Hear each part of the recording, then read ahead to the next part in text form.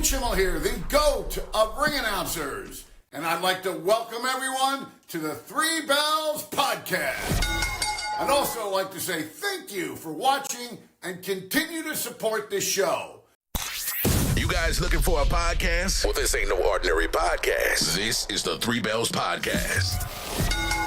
Mundo, CEO, First Lady Maynard Lawan, First Lady Sylvie, Triple J, and Shane O'Mac. Coming to you live each and every Monday night from Monday Night Raw, Tuesdays with NXT, and Friday Night SmackDown, featuring WWE PLEs, news and more. Tune in live on YouTube and follow our socials. Now follow me. And if you're not down with that, we got 2 words for you.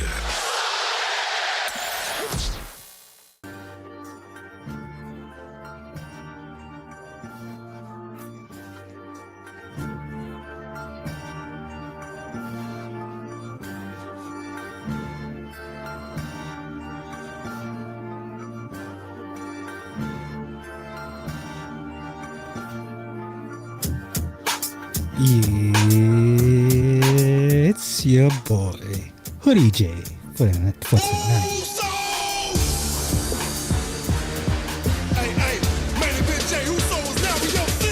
How you doing out there, everybody? Look what it is. Look who it is. It's us. It's Thursday. Y'all ain't expect us here. It's me. It's Shane. How y'all feeling out there, everybody? Shane, how you feeling? Here comes the money. Here we go. Here comes the money.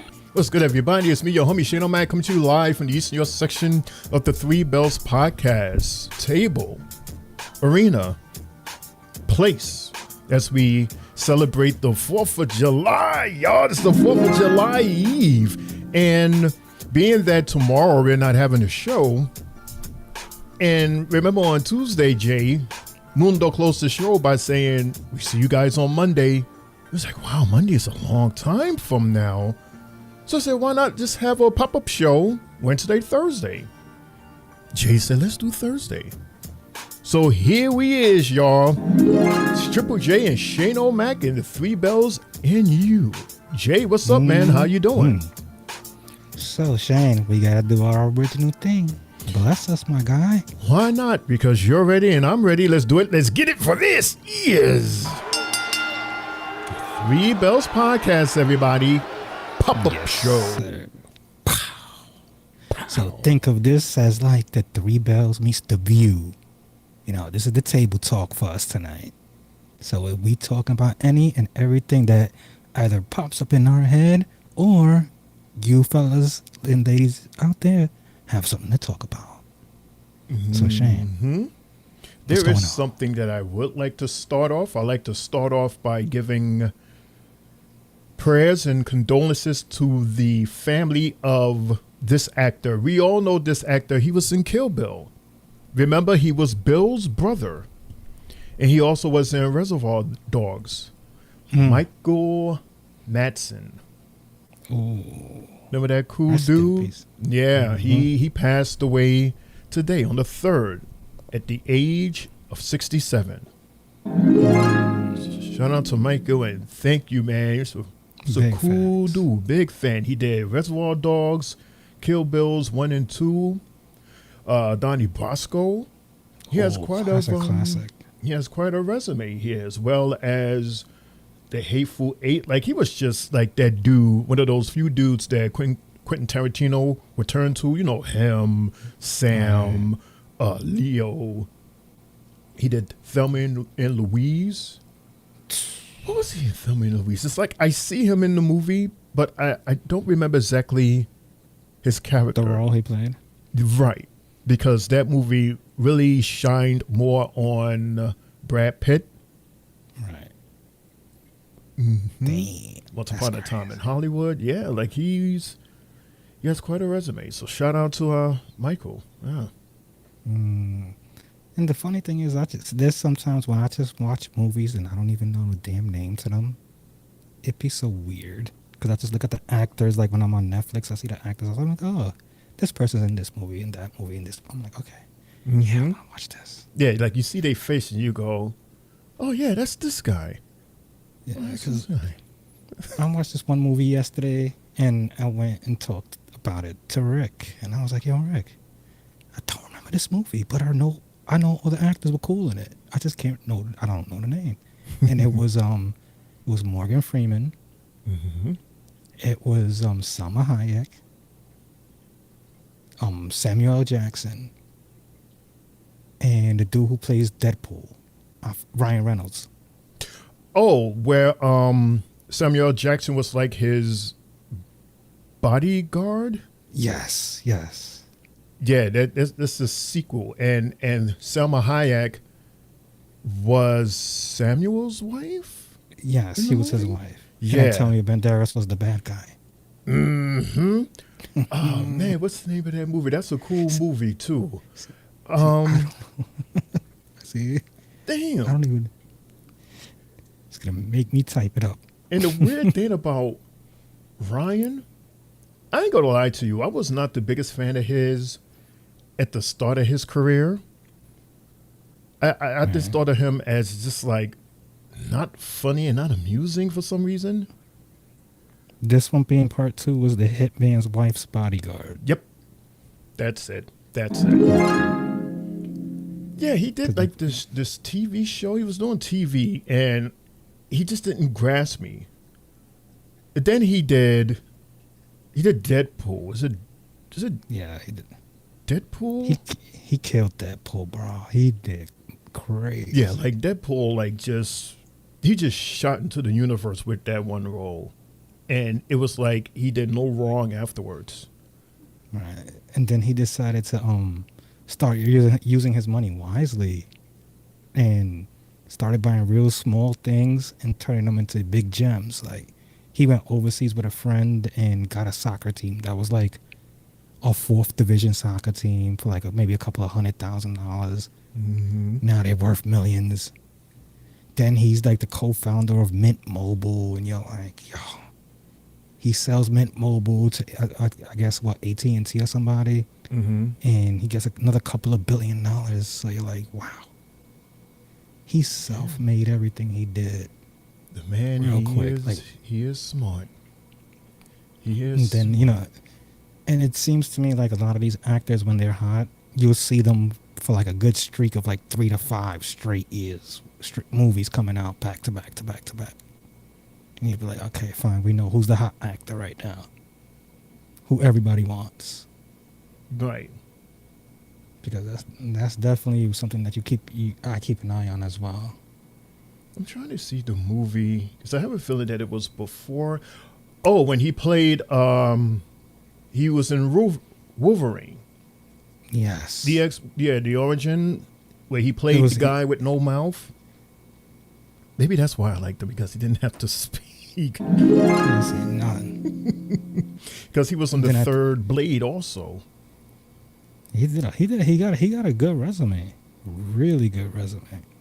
He does, especially after Deadpool.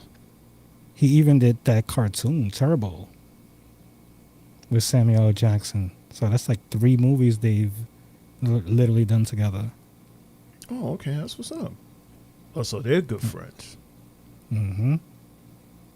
Yeah, seems like a good guy, and he's taking advantage of everything that's coming to him ever since that Deadpool. That's what you're supposed to do. When you see that, when you see that moment, grasp it and you milk it out. Right. He was even in the movie with The Rock called Red Notice. And that one was good too. So he was in what, Pikachu movie? Jeez. I don't remember that movie with him and The Rock. Yeah, it's called Red Notice.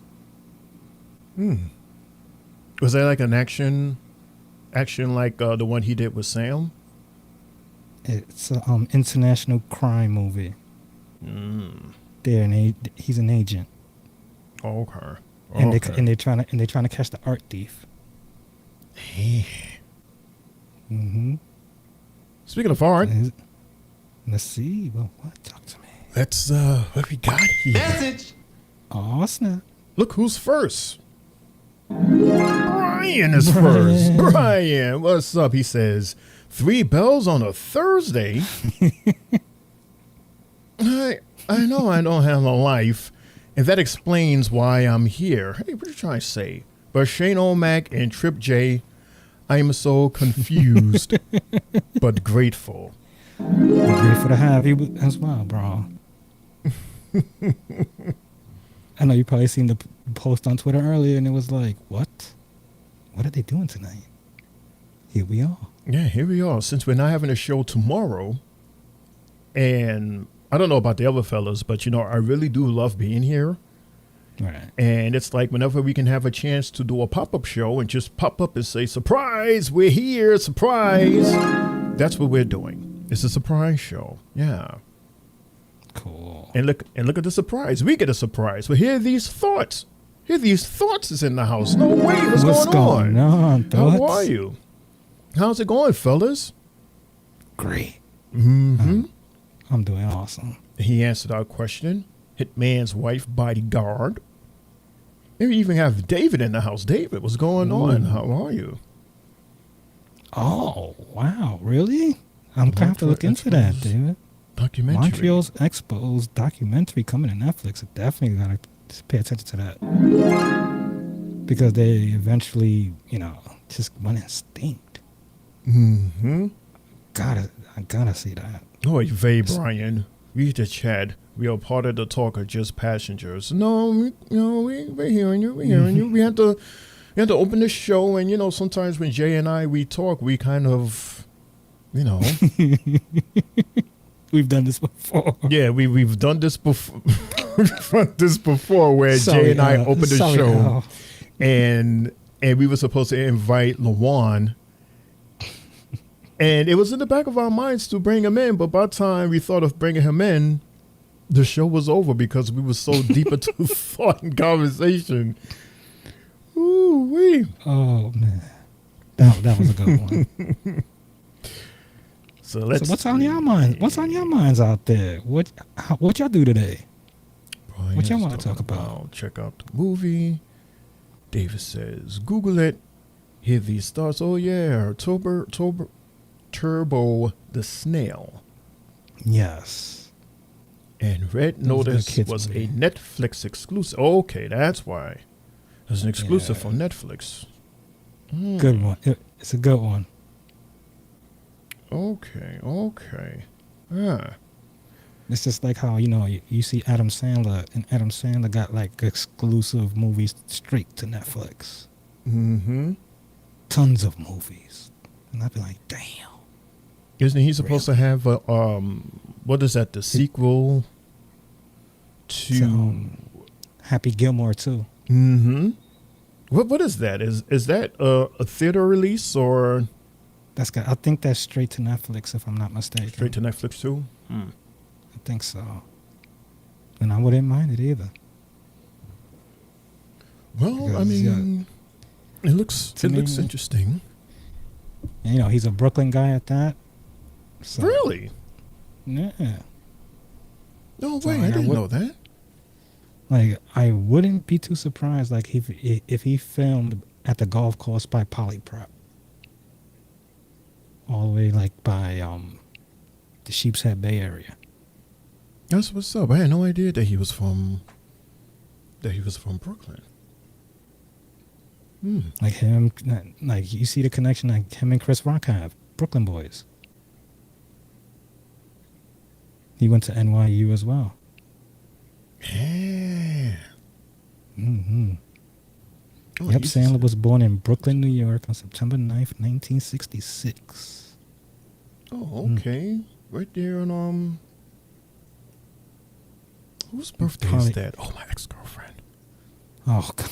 That's my ex-girlfriend and her twin. They're both birthdays. Oh, snap. Yeah. What's crazy is his first acting role. He was D.O. Huxtable's friend, Smitty, on The Cosby Show. Yep. I remember that. Yeah, that's wild. That was that him? That episode where they went to prom in a helicopter, or was that the other? Was that before They was that? he made his appearance on there was let me see. Okay, it doesn't say the episode, but okay. Because then later on, they said he went on Saturday Night Live after that, like 3 years Okay. later. But it's not saying what episode. I'm trying to think because I remember seeing him because Theo he had a couple of friends. He had the guy with the hat. Yeah, Cockroach. No, this was after Cockroach. So Cockroach was his original friend. Oh, the one with the big giant hat on? And then he had the trio. You had the smart guy with the glasses, and then you had the big guy, and then you had the Latino guy with the hat. Right. Looked like the Grassy Junior High. That's how I remember them. And then I think it was before that when they first started having more than one friend, Cockroach. I guess because Cockroach wasn't there. Cockroach left. Oh, So- man, that was such a funny character. Yeah, just the name alone, Cockroach. Oh, man. Like, what kind of nickname is that? Like, because nicknames usually associated with something that that you eat or you do or you came from. What is a cockroach? That was so different back then. What they saying? No disrespect, boys. It's all good. Pleasure to be here with y'all. It's always an adventure, says Brian. Of course. Yeah, man. Would Damian Lillard to the Clippers? Okay. Okay, that's not bad. Dame's got to set out the whole season anyway. Mm-hmm. You can always go to Jay's suggestion, stream and live stream TNA. I know YouTube was running a TNA marathon. They normally do. I've been catching a lot of TNA on here. But the site that we go on, I can't find TNA because of the station. Sometimes I catch the replay more than what I catch the live show. Because since it's on 8XS, yeah, you can't. That station is like one of the hardest stations to find out here. I have no idea what that is. Exactly. You'll be No searching through idea. your whole TV guide, like, where's AXS? Where's AXS?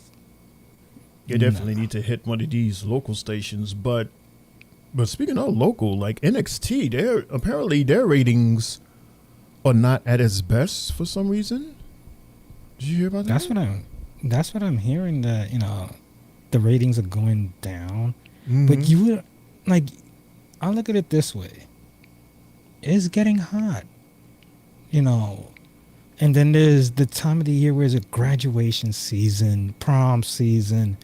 Nobody's going to really be home. Everybody's getting ready. Then you had them going against the NBA playoffs, the NBA finals. Yep. Yeah, it was too much to go up against at that one time. This is why I always felt like when it came to wrestling, there was always like the Monday night situation, Monday Night Football. Because before we got the 3-hour shows, Raw was coming on at the same time as Monday Night Football, 9 o'clock. So then they backed down to 8. What did football do? Over the years, football said, you know what? No, we're going to start at 8:15. So if you want to get a plug in and do what you got to do, you better use these 15 minutes wisely. Who you going to bring out first? Do you got to reflip your show and start from the back to the front as far as what you were supposed to do at the end to make the show even better? Right. Start off. That's the way the company and to me like has to do what they got to do. We see those type of situations play out with ratings, and it's always going to be like that. Especially Channel 11, like even like I think Channel 11 already surpassed the numbers that they was looking for when they got NXT. Because if they're not paying too much, but they generated that buzz the first couple of months, and that more than likely took them to where they needed to be. So if there's like any type of return on investment with NXT through the CW, it's there. It's just at that we're at that time of the year when nobody's really home. When it's cold, when it's cold outside, everybody's in the house. Time to put on the TV. Electricity usage is going to be just as up as it is in the winter than what it is in the summer. Right. Oh, So- Jay, you there? Okay. You froze for a second. Oh, you froze again. Jay? Jay? Shane, my bad. Okay, there you are. Lost signal there for a minute. People are throwing firecrackers out here a day early. Yeah, I'm getting some over here also. Not a whole lot, but just a little bit. But yeah, because there was a time Right. during I want to say towards the beginning of the Attitude Era, where WWE they weren't on live; they were pre-recorded. Correct. WCW, they were live, and they sometimes would spill the beans and let the people know. By the way, this match is going on at the other station, and this person won. Like they literally, like just spilled the beans. Like that's some real hate right there. But then again, it was the wars. And that's why Correct. Mondays was like the best day of the week for us wrestling fans, because they both pulled all their stops to be number one. And Right. each week, it was a whole back and forth. Like I'm sure you and a lot of people have seen the WCW, WWE or documentary. Correct. Mm-hmm.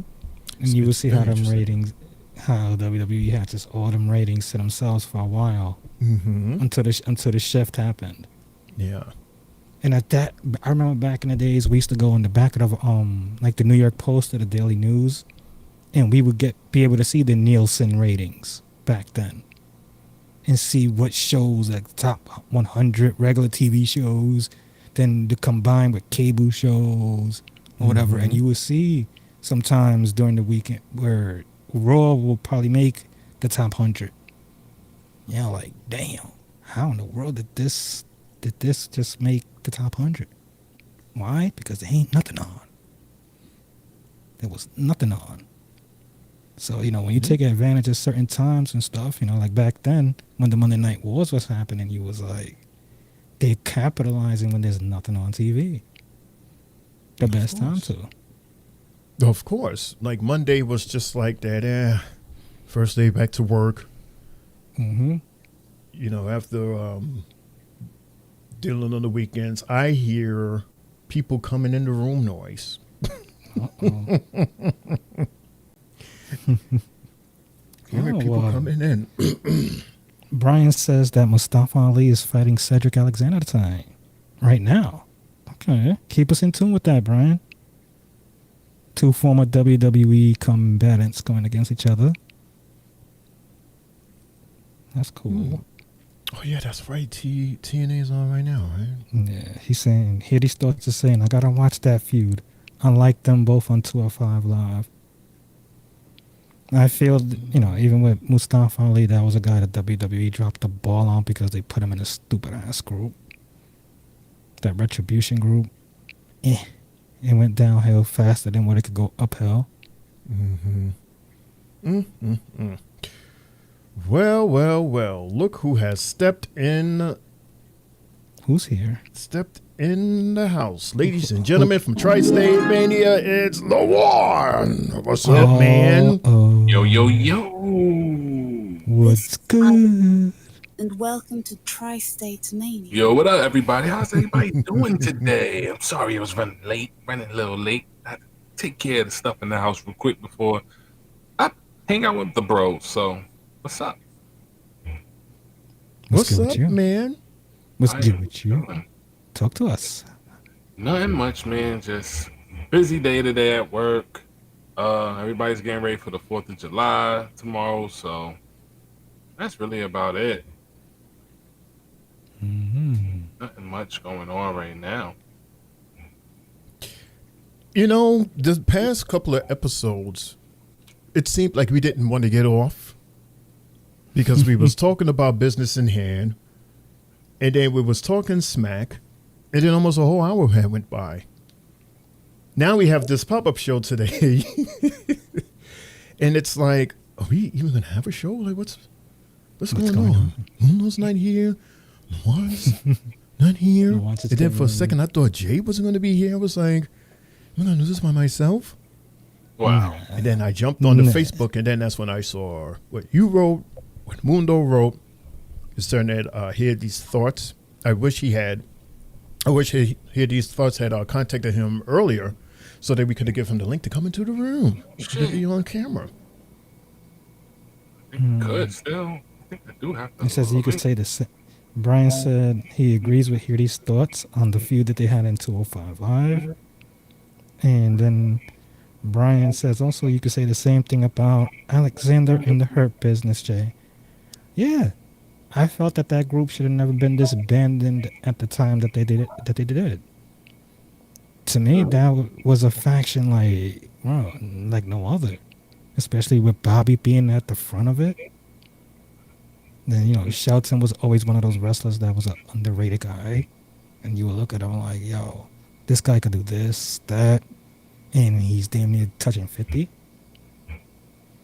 So, and then Cedric is a crazy high flyer. He could do so much. Mm-hmm. And, his best matches were behind him instead of being in front of him. Because it felt like he was one of those that they kept trapped. If NXT could have really capitalized on him if they really had the space. But it just seemed like they did that at the time. You talking about Mustafa? Nah. Cedric. City. I mean, we already know who destroyed that damn black and gold division, so it's really hard for a lot of people for these people to come back, especially when somebody like Mr. McMahon already just destroyed it when he put all of them guys to the main roster. Right. He really destroyed them guys. Okay, so quick fast. Because this is a special show, here are these thoughts. Would you like to join the table?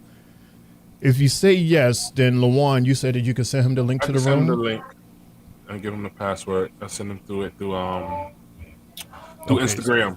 So here are these thoughts. If you want to join, you got a minute to respond. Let us know. TikTok, man. We'd love to have you on. Sure, if you guys want to. I'm just watching you guys right now. Okay. Oh, snap. Well, we want you to, so. Okay, so Lawan, he's going to do his thing. Yes, sir. Give me a sec. And then I'm going to do my thing. And we're going to have a brand new guest. Brian says Slamovich versus Killer Kelly up now. Crazy psycho matchup. Yeah, Slamovich, she crazy. But I don't know too much on Killer Kelly. Killer Kelly? Yeah. I don't know much about her. It sounds like Kelly. Oh, damn. Definitely got to keep an eye on that. They got a chain match tonight. Ooh. Oh, no, David, that's terrible. You got two dumb people block me on Instagram? What did you do? Dave. What did you say, Dave? What did you do, man? For them Don't to tell have me you two could get people? a bow. A bow for the young guy. Yeah, Lawan, this site, it doesn't carry, it doesn't show us TNA? No. I think it does. No, wait, hello? This one does. It sure does. It shows everything that is related to wrestling, from indies. But is it live? Yes, it is. Everything is live stream, bro. They do live stream and they do regular, recap. Okay. I gave Shane all the stuff for live too. He was able to watch stuff on live in there too. Countouts or There disqualification. you go. See? That's the only way to win is right here, Jay. Sweat, Brian, the match is on. Who's the man? chain Triple match. J? Who's the man, Jay? Oh, Who's the man, shit. Triple J? Who's the Oh, man? no, this has turned into a wrestling show. Yo, Kitty Stars, I'm about to send you the information in a second, my brother. I just have to. No, it's just playing in the background. I mean, we're still going to talk about whatever. Wow, I think this is the first time in Three Bells that we're covering. We're looking at it. We're looking at it for now. Looking at it from. Oh, let me do this. Sorry. There you go. So, Yo. what was it you wanted to talk about the other day when it came to the NBA free agency?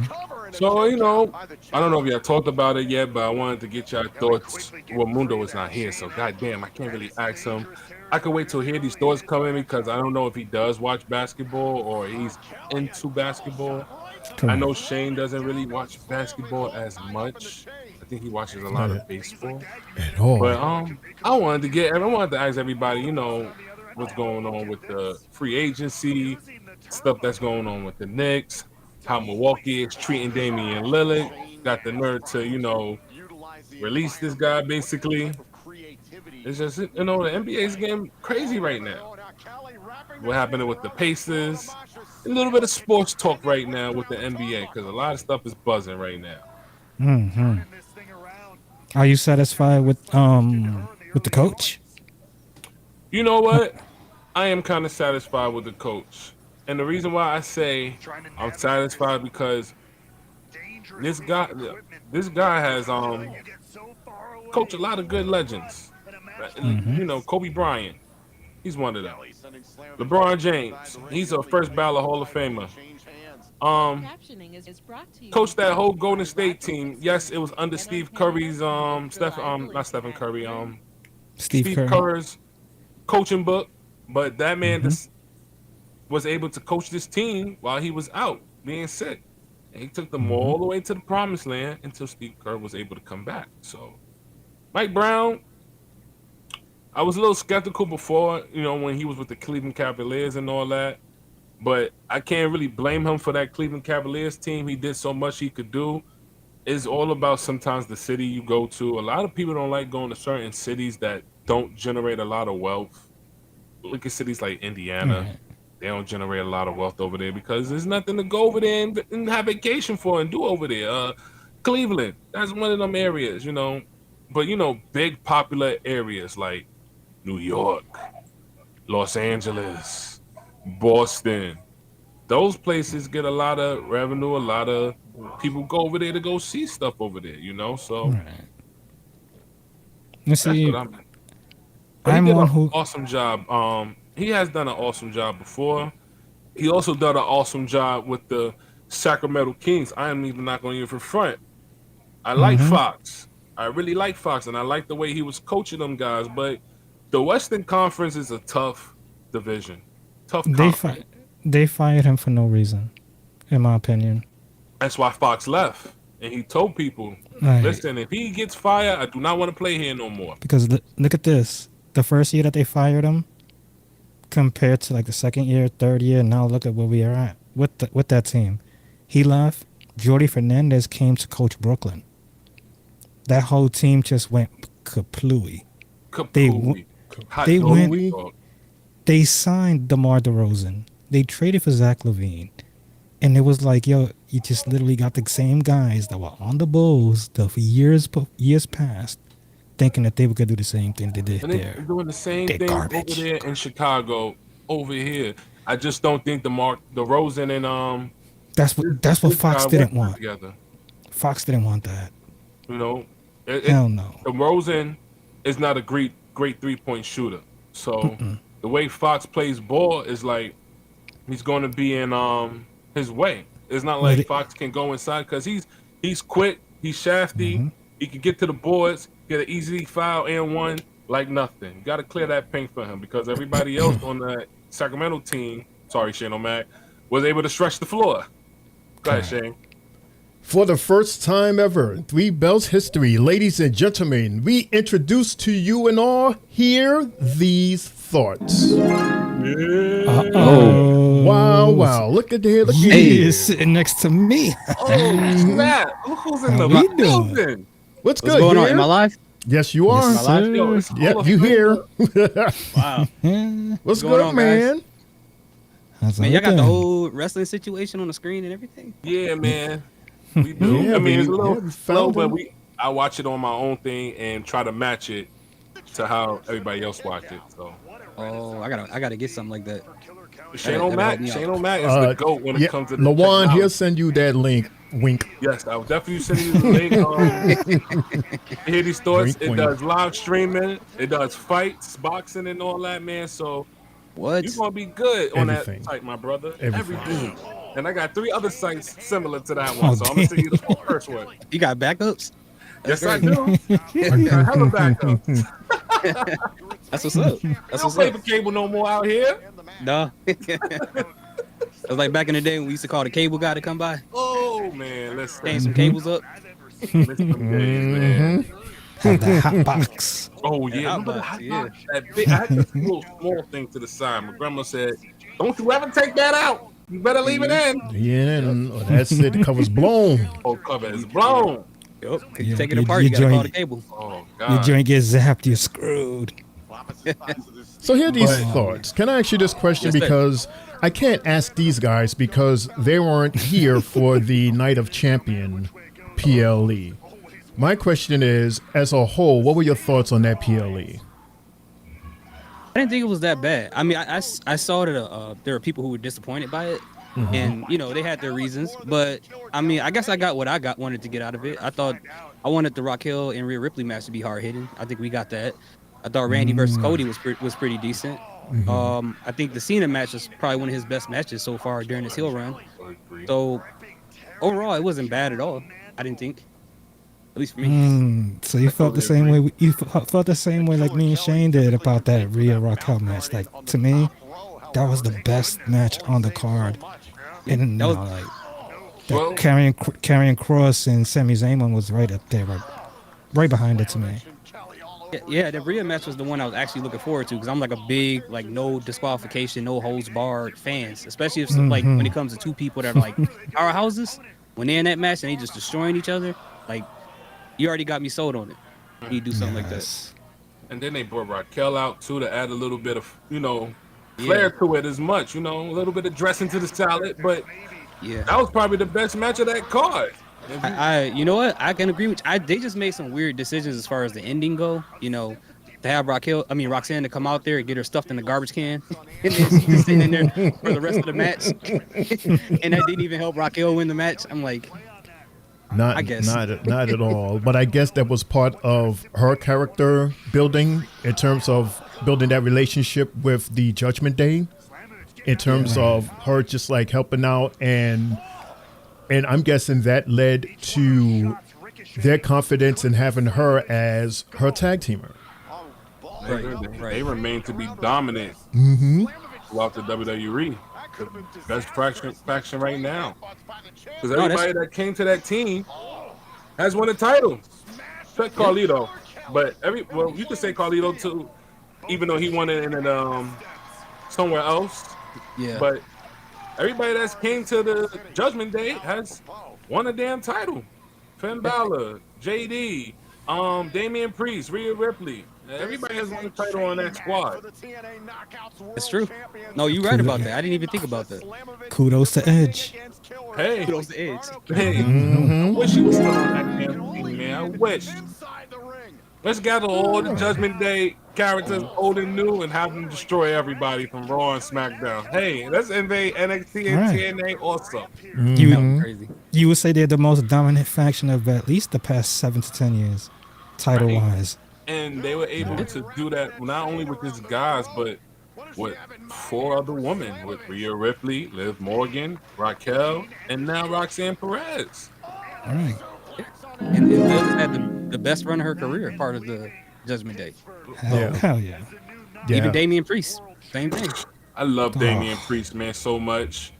Like, the way he has able to develop as a superstar, the way he talks on the mic. Like, I'm from New York, so when I hear him speak, I can hear that New York swag in him because I hear that out on the streets, in the neighborhood, in the hood and all that. So I love hearing Damian Priest speak, man, because it sounds intimidating, it sounds tough.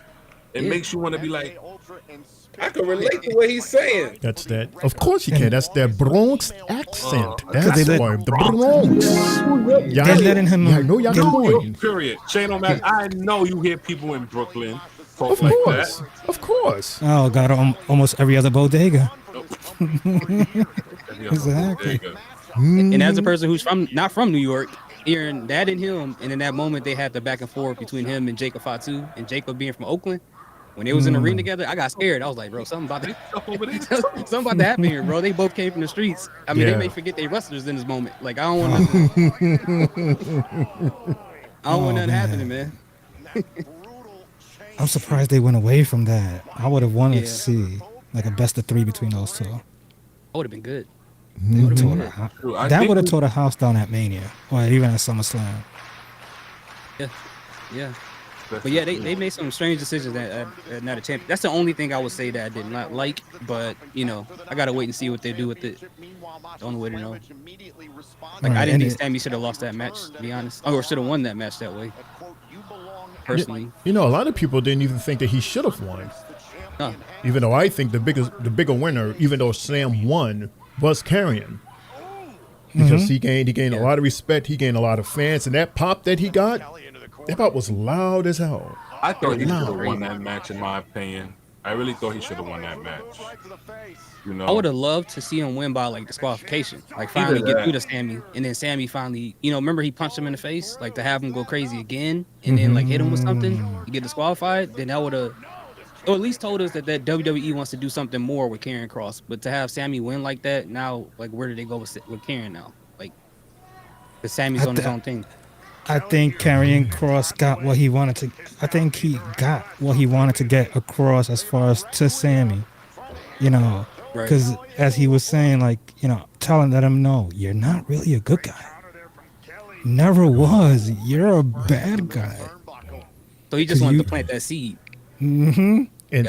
that- Okay. that- seed is already planted. Everything Cross touches becomes contaminated. Right. You know, New Day. I think AJ Styles' turn is coming through. Sure. If I Yeah, could he say, had he to- might be another member of Judgment Day because him and Finn Balor is cool. He turned Drew. He turned Shinsuke. Turned all these people. My bad, Turned guys. Turned the Miz. Turned the Miz. Turn Well, the Miz kind of flip flop like every like 3 months. Like he don't know what he want to do with his life. That's true. That is so true. Him and the Big Show, they the two main people that do that. But that would have Yes, been they- a good. That would have been a good idea for Sammy to have done something like that, because that would have definitely had proved Karrion's Cross if he would have, you know, grabbed a chair or something like that, like just something bad to definitely, you know, to have Karrion sit there like this again and go, see, just like Just we smiling, planned. laughing. And Scarlett would have been right there with her sexy self, laying right on him, looking. Yeah. Yeah, she was out No, there having a absolutely. good time. I'm surprised that she didn't, you know, help out physically, but she was there. She barely does. Throughout his career, barely has done that. No, there was a couple of matches, you know, especially when you had, you know, your favorite crew there, Jay, who was at AOP, where there was Oh, times where God, she I would, hated you know, them. she would snuff somebody here and there, and I would say, see, that is what your lady is supposed to do. She's supposed to do that. But when So it I'm came not to mad his at her single, at all. like his singles run, she always was like the one that would pop up. Literally, right out the crowd, the lights would just go on and it flashed right on her. Right. And you're like, oh shit, Karrion's somewhere lurking. Because yo, once they pushed him up to the main roster, and Vince did what he did, I always say it, screwed him. Vince screwed that character. It was like I was watching. It was like I was watching a character out of 300. Well, you know, Vince, you know what Vince like? He likes them big, meaty men. So, do. hey, if it's not Brock Lesnar or somebody like Bobby Lashley or, you know, The Rock, because he was fit and all that, he likes big, meaty men. He loves it. He only pushes those guys. He always pushes them Incredible Hulk-looking guys. And like Triple H is the type of guy that pushes people with his type of body, like physique, his character. Well, I don't understand why Vince McMahon hasn't, you know, switched up the way he picks his, you know, to be, you know, how can I say it? Oh Somebody snap! to run the company. Hey, is that JC Jane? Oh, Fatal It is. Influence Yeah, in Fatal TNA. Oh, Holy listen, snap. they are beefing with stars from TNA, so. Who's that they jump? Slamovich? Whoa. Ooh. Yeah, they'll definitely represent NXT in that tag match at Evolution. Hell yeah, dude. We're seeing a possible match with these ladies coming up. Okay, If wait, this I'm is the case. confused. Is that tag match that was set on Tuesday? Is that for Evolution Xia or is Li? that for American Tuesday. Bash?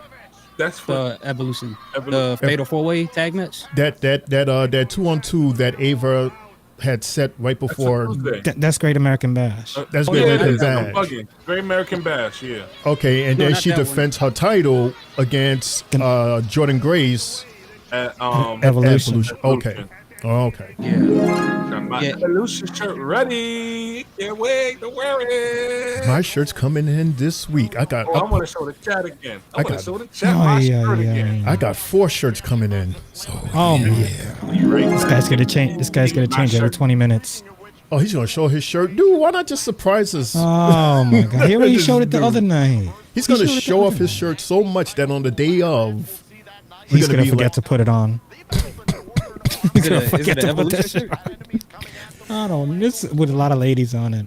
Oh. Yeah, the theme for being that it's an all ladies that we're gonna wear women's, shirts like his. Oh, that's smart. Right here. And it says right up top, it says WWE Sisterhood. And it got Jade, Bianca, and Naomi. And they when they went against Io Sky. There's other girl, I don't even know these girls' names by her. I know Oscar, Io Sky, Oh, and damage control. Damage Control, basically. Oh, Dakota Kai. Dakota Kai, yep. Kai. Dakota Kai. Dakota I Kai. bet Dakota. Dakota Kai and What Kairi the hell Sane. this guy? This guy doing I'ma wear jumping that. jacks. Yep, it's gonna be. I anticipate that that's gonna be the best PLE of the whole weekend. I hope it is. I think so too. I hope I'm so. predicting that, and hopefully Sylvie, our first lady, hopefully Hey, Nick, she will be around because that's her first PLE. Her first PLE is a host, so she better bring her ass up to the table. Oh yeah, Yes, she better. I mean it's only fitting to have the first lady. Shane is going. Triple J is going to get her to go. Hey, We've been in contact. Trust me. We're working on some things for that show. Cool. Yeah, she's hosting that one. Jay is hosting, of course, Saturday Night Main Event. Oh God. Yeah, I keep on saying I don't want. You keep on saying I don't want to do it. Why didn't give you that one? That's Because I was the one who suggested that we do the show. Saturday Night Main Event. No. Nah. Yeah, the execs better did not want that show. Because I was like, look, I grew up through this in my, watching this in my childhood. So I was like, we gotta have this. No, there were certain Saturdays throughout the month, and you're like, ain't nothing on, but this is the only time your parents can let you be on TV a little bit extra longer, like watching it. Not the same. I can't get into it because every 3 to 5 minutes they go into a damn commercial break. That's what I'm saying. Triple J better get good at covering commercials. That's Oh, what you That's man. it. Yeah, with so many commercials Stand it happening, I'm now. like, damn, I'm running out of shit to say. I can't stand it.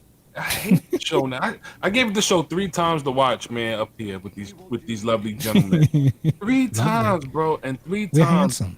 it disappointed me. Because the commercials, I can't get into a commercials. match when you got CM Punk and Seth Rollins in this show and only get 6-7 minutes of it. No, it was that Jacob Fatu fight. I think that really destroyed it for us. Yeah, it did. It did. Oh, they sold that fight to us all for 2-3 weeks, and we got nothing. We got nothing.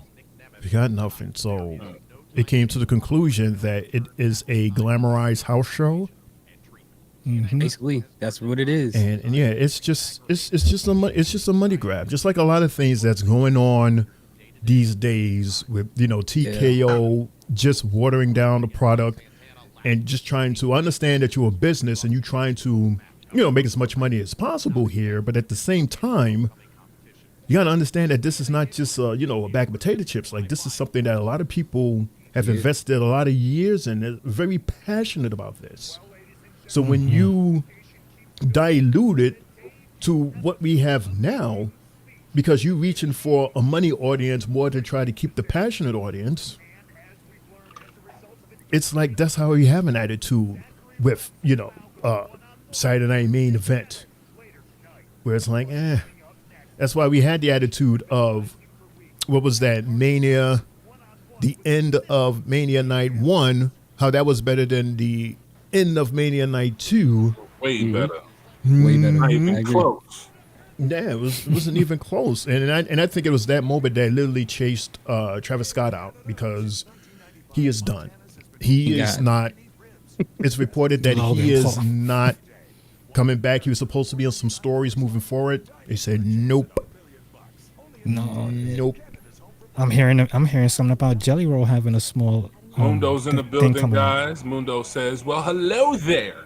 What's going Hola. on here tonight? Hey, Oh, Tag Team Vaughn, I see you. well, Just hold wanted on. Shane to finish his statement. I'm sorry. Hey, Mundo, what's going on, man? You see who's in the house? You see who's sitting on your chair? Mm-hmm. Oh, yeah. Yeah. We didn't mean to break it to you like this, Mundo. Yeah, I thought they told you already. I'm sorry. yeah, man. No, I'm just playing. What's up, Mundo? What's up, Mundo? Mundo's oh great. man, look, Brian. Look what Brian's saying. Brian says like, yo, they're not paying him any attention. Brian, They're not we paying him see it. attention. Please see it, Brian. Cut it out, man. Oh, yeah, you were saying that earlier. Can't cut off the Mac man, the coffee man. Can't cut off that man. Yeah, I got to fight for Brian because I was in there with him earlier. So Oh. he's like, how you going to forget about me just because you're on the screen? So, yo, since we asking questions right now, Okay. who you think Seth Rollins? Excuse me, I got tongue twisted real quick. Who you think Seth Rollins going to cash his money in the bank on? We're Cena. gonna start with Triple J. We're gonna go Cena. down in order. Triple J, Eddie Storts, and Shane O'Mac. Mm. I'll give my point after Shane O'Mac since I asked the question, and we can all ask each other questions. You know, this is just a pop-up show because 4th of July is tomorrow, so we're not doing a show tomorrow. So Yeah. we just hanging out, talking like some brothers out here. So, and we think to me, you're my brother too, Eddie Storts, because Oh, same put here, out man. good content. We all do the same shit together, bro. Either if you're on your show, or we doing it on the Three Bells podcast, or it's just Tri-State Mania. We all doing the same stuff, and we all think the same when it comes to this WWE production. So, again, Triple J, Eddie Storts, Shane O'Mac. You see, with me, I'm gonna say Cena. If he doesn't cashes it in this PLE, I think he waits towards like the fall, more towards the end of John Cena's run, where he cashes it in. Because it's like, right now what I'm looking at is that Roman Reigns is filming Street Fighter, so like by the time he comes back, it should be Royal Rumble season. I feel Seth is champion leading into Royal Rumble. Roman wins the Rumble and gets his revenge on Seth.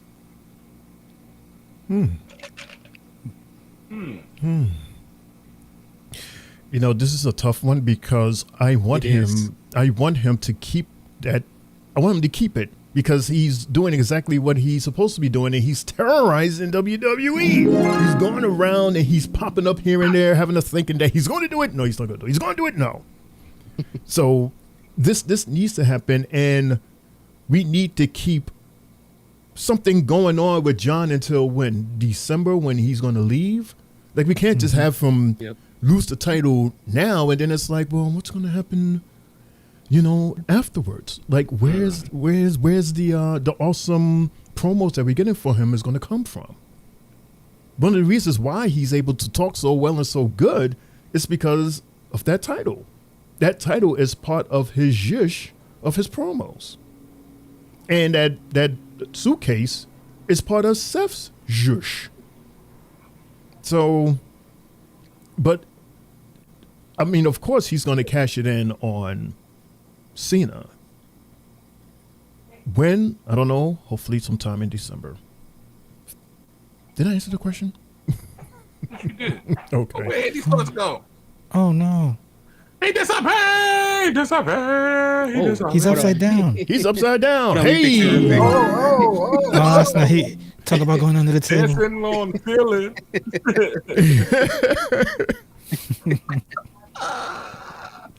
There we go. I'm back. Ew. That was weird. What's Yeah, his name? this is a tough one. I agree with you guys. It's a tough one. Yeah, it may have to be John Cena. I mean, I can't think of any other way that Seth can take it off him. And just like Triple J said, that Roman come back and see Seth with his title, the title he had before, that'll instantly turn into the whole feud. And the interesting part about all of this is Seth Rollins going around causing all his problems. He's doing literally exactly what Roman Reigns did with the Bloodline, going around causing issues with everybody, becoming the number one target. So the same person he was upset with Roman Reigns with being and calling him out for being, now he's becoming that person. So I think that whole storyline could be very interesting. Right. Wow. And even like to me, I look at a situation as if, you know, in both situations, whether he's cashing in it or failing, you know, if he fails this cash in, I feel it's courtesy of CM Punk, because CM Punk did it to Drew, and you can't be flashing that in his face and then getting beat up with it at the same time.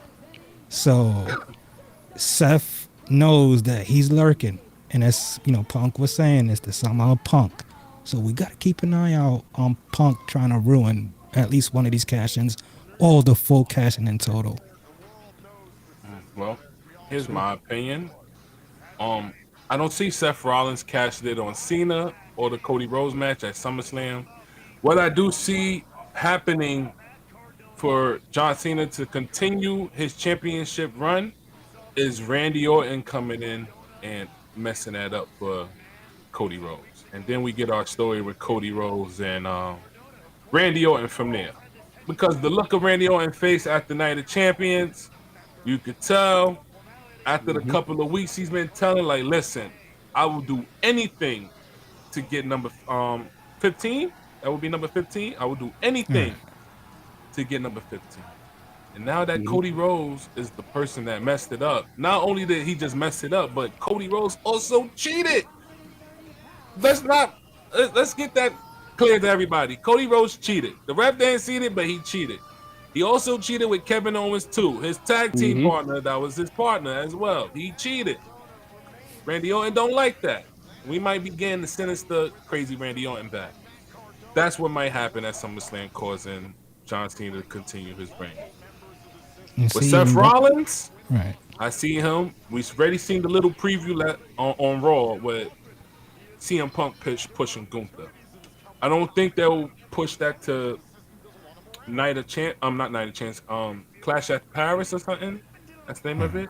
I don't think they'll hold that on too long. I think because SummerSlam is their first 2-night event, and they're going to try to make as much money as they can and push the big top superstars to go against each other. I think it will be CM Punk versus Gunther, for the reason why that we already saw Seth Rollins and Gunther quite a couple of times in the ring, backstage. Seth Rollins kept letting Gunther know, like, yo, listen, be prepared. And Gunther is like, yo, I'm waiting. I'll wait. I can see Seth Rollins coming in, cashing it in on both of those guys, and takes the title from them, night one. Oh, and the match between Seth and Gunther would be amazing. Well, we already know he got beef with CM Punk already. Yeah. And he already is lingering with Gunther already, just the backstage and all that stuff. Also got another prediction. I also feel that Sami Zayn could be number 2 of Paul Heyman's thing.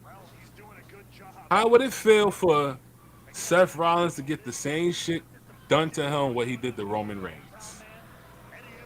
So let's say Sami Zayn, being the fact that Karrion Kross is getting into Sami Zayn's head, I'm just, out of theoretically just thinking, let's say it just happened, it don't happen. I like to imagine a lot of shit sometimes, but let's just say number 2 is Sami Zayn. Sami Zayn Braun Breaker or Bronson Reed hits Seth Rollins with the chair, and then Sami Zayn's number 2. Even Sami Zayn wins the Royal Rumble because of these guys and all that. I don't know. I'm just, again, I like to imaginate stuff all the time and think stuff like that. So, hey, that's just what I think. But that's what's going to happen at SummerSlam.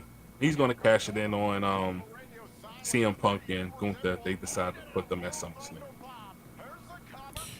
Yep. And a lot of my predictions be right, Shane. Shane know that too, so he know that. Ask him. It was one point he put me in the middle of his show because I kept getting everything right. Well, there's a difference between prediction and what was it that you just called it? You didn't say it was a prediction. That was what was that? A theory, fantasizing, went around. Mm-hmm. That's different. I like to do that though, cause you know. But he laughs. I mean, yeah. You gotta think outside the box, man. We never knew that. We never knew Jey Uso was gonna win the Royal Rumble. No one knew he was gonna win the Royal Rumble. And sometimes, you know, what WWE's been doing is thinking outside the box. Sometimes you gotta think outside the box. When Goldberg wins the world title next Saturday, I will laugh as I stated, while you guys cry, especially you, Shane, says Mundo. Goldberg better not win the title. Ooh. He better not. He wins. That is. You want to see the IWC be on fire? That'd be the day. They got to shut down Twitter. We won't have no more shows. Nope. We won't have no more shows. I heard yesterday and saw photos that Cody Rhodes is playing Guile and 50 Cent is Barag. Yeah, I saw that. The Street Fighter. Oh, who's here? Dark State. Remember Dark State said on NXT. Well, they was did gonna do say that something. we got to go somewhere like yesterday. So this is it. They're jumping. Who they jumping? They're jumping this guy. Matt Cardona? Yeah, they jumping Matt They Cardona. jumping Matt Cardona. Oh no! Isn't that Chelsea Green's? Yeah. Oh, they're mashed. That's crazy. Okay, thank you, Brian. Can we see him on Imaginate. NXT? Can we see him on NXT? The return of Matt Cardona on NXT? Is that a word, Brian? Yeah, Brian and I are laughing at L saying imaginate. Imagination. No, All right, please, Shay, you got to play that song. Come on, 1, 2, ahead. 3. Imagination. SpongeBob joint. Yes, we have fun here, man. We have fun. Yeah. How does it feel I like to that. have Mike Brown possibly being the next coach of the New York Knicks, says Mundo? Oh, you forgot to say the LOL too, because he's trying to be funny. LOL. I already said it earlier, bro. Mike Brown is not a bad coach. He's coached some of the future greats as Kobe Bryant, LeBron James, Stephen Curry. He coached some good superstars. He's won 2 championships, yes, as an assistant coach. He's been to the finals as a coach for the Cleveland Cavaliers, so I'm with it. And he coached a good Sacramento Kings team. So sucked that he got fired from that team. I don't think he should got fired like Triple J said, but I think Mike Brown is good as a coach, and he works on defense, and he's going to play the hell out of that bench as well. Unlike Tom, no, he didn't play the bench, but Mike, he's going to definitely play that bench. I thought they should have got the lady from college, in my opinion. Dawn Staley. Yeah, I thought they should have got her. I had some notes on her that I had put down the reason why they should have got her. I probably deleted it. Got rid of it. I gotta look for it again. Her credentials are crazy. If you're going from college, all right, I got it. So Dawn Stingley, which I thought would have been a great pick, and a lot of fucking fans was in the damn comments laughing, talking about, well, boy, listen, this lady has a record of 647 wins and 190 losses in college. She coached South Carolina to 475 wins and 110 losses. She's caught 3 NCAA championships, 7 Final Four appearances since 2015. Like, come on, those credentials from her. Gotta respect it. Then when she was in college, she was 2-time National Player of the Year Yes. Three-time All-American. Yes. Led Virginia to 3 Final Fours. Yes. Most outstanding player, 1991 NCAA Final Four. Yes. Bro, she 5-time WNBA All-Star, 3-time Olympic gold medalist. Yes. Bro. And she's a 4-time Coach of the Year. 2020, 2022, 2023, and 2024. Why Also would the- nobody want to have her on your team as a coach? Just because she's a female? That don't got nothing to do with it. Look at the credentials. Look at her resume. If I'm in the office and I'm looking for a coach and I'm looking for somebody to coach my team and I'm looking at all this successful stuff she has done, I'm gonna be like, hell yeah, I'm gonna take her. Don't care if it was college. I'm gonna give her a chance. You would say the closest female to get actually almost in the coaching ranks, you would say Becky Hammond. Well, When she was sitting right by Pops. And she had about multiple offers to be a regular coach. Mm-hmm. And when the Bucks offered her the deal, she was like, I don't think so. I'm too loyal to Pops.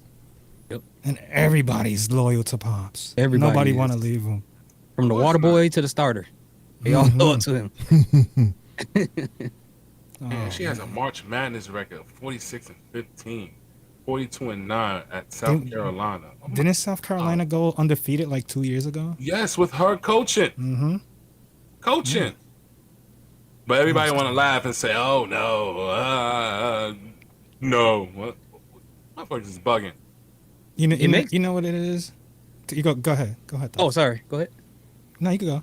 Oh, it makes sense. Like statistics wise, the only thing, like you said, with the whole women coaching men, that's even though that shouldn't matter.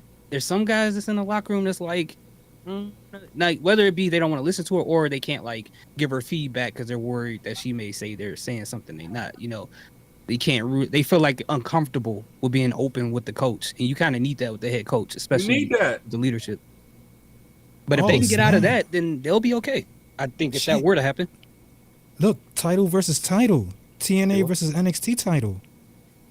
Oh, snap. Oh, Slammiversary. Oh. Here we go. Okay. That's in the UBS Arena in Long Island. Got Moose versus Slater. And that's the next weekend. Right. Next. Putting the JC following Jane to work, Sunday. huh? Hey, she needs it. She needs it because right now I'm not confident in her right now, man. Bro, not at all. If she wins But The wait a TNA minute. Did title? you see that graphic just now? title versus title, yeah, They didn't show a title. no, They showed the it's- other girl's title, which means it is possible that she can lose that title before this event. Don't Yeah, forget, JC Jane loses she it. has to defend it next weekend, Mhm. and then this is the So- following weekend. I think Jordan Grace is not going to win this one. I don't think they just threw JC Jane with this title just for one defense, and that's it. I don't know why. They're gonna I think cheat. I think if they're trying to push her into a character that we really want to hate, she has to beat all the people that are really that damn good. Who is that? You know, Jordan Grace? Right. She has to. No, I'm saying like JC Jane has to beat a Jordan Grace, cause she beat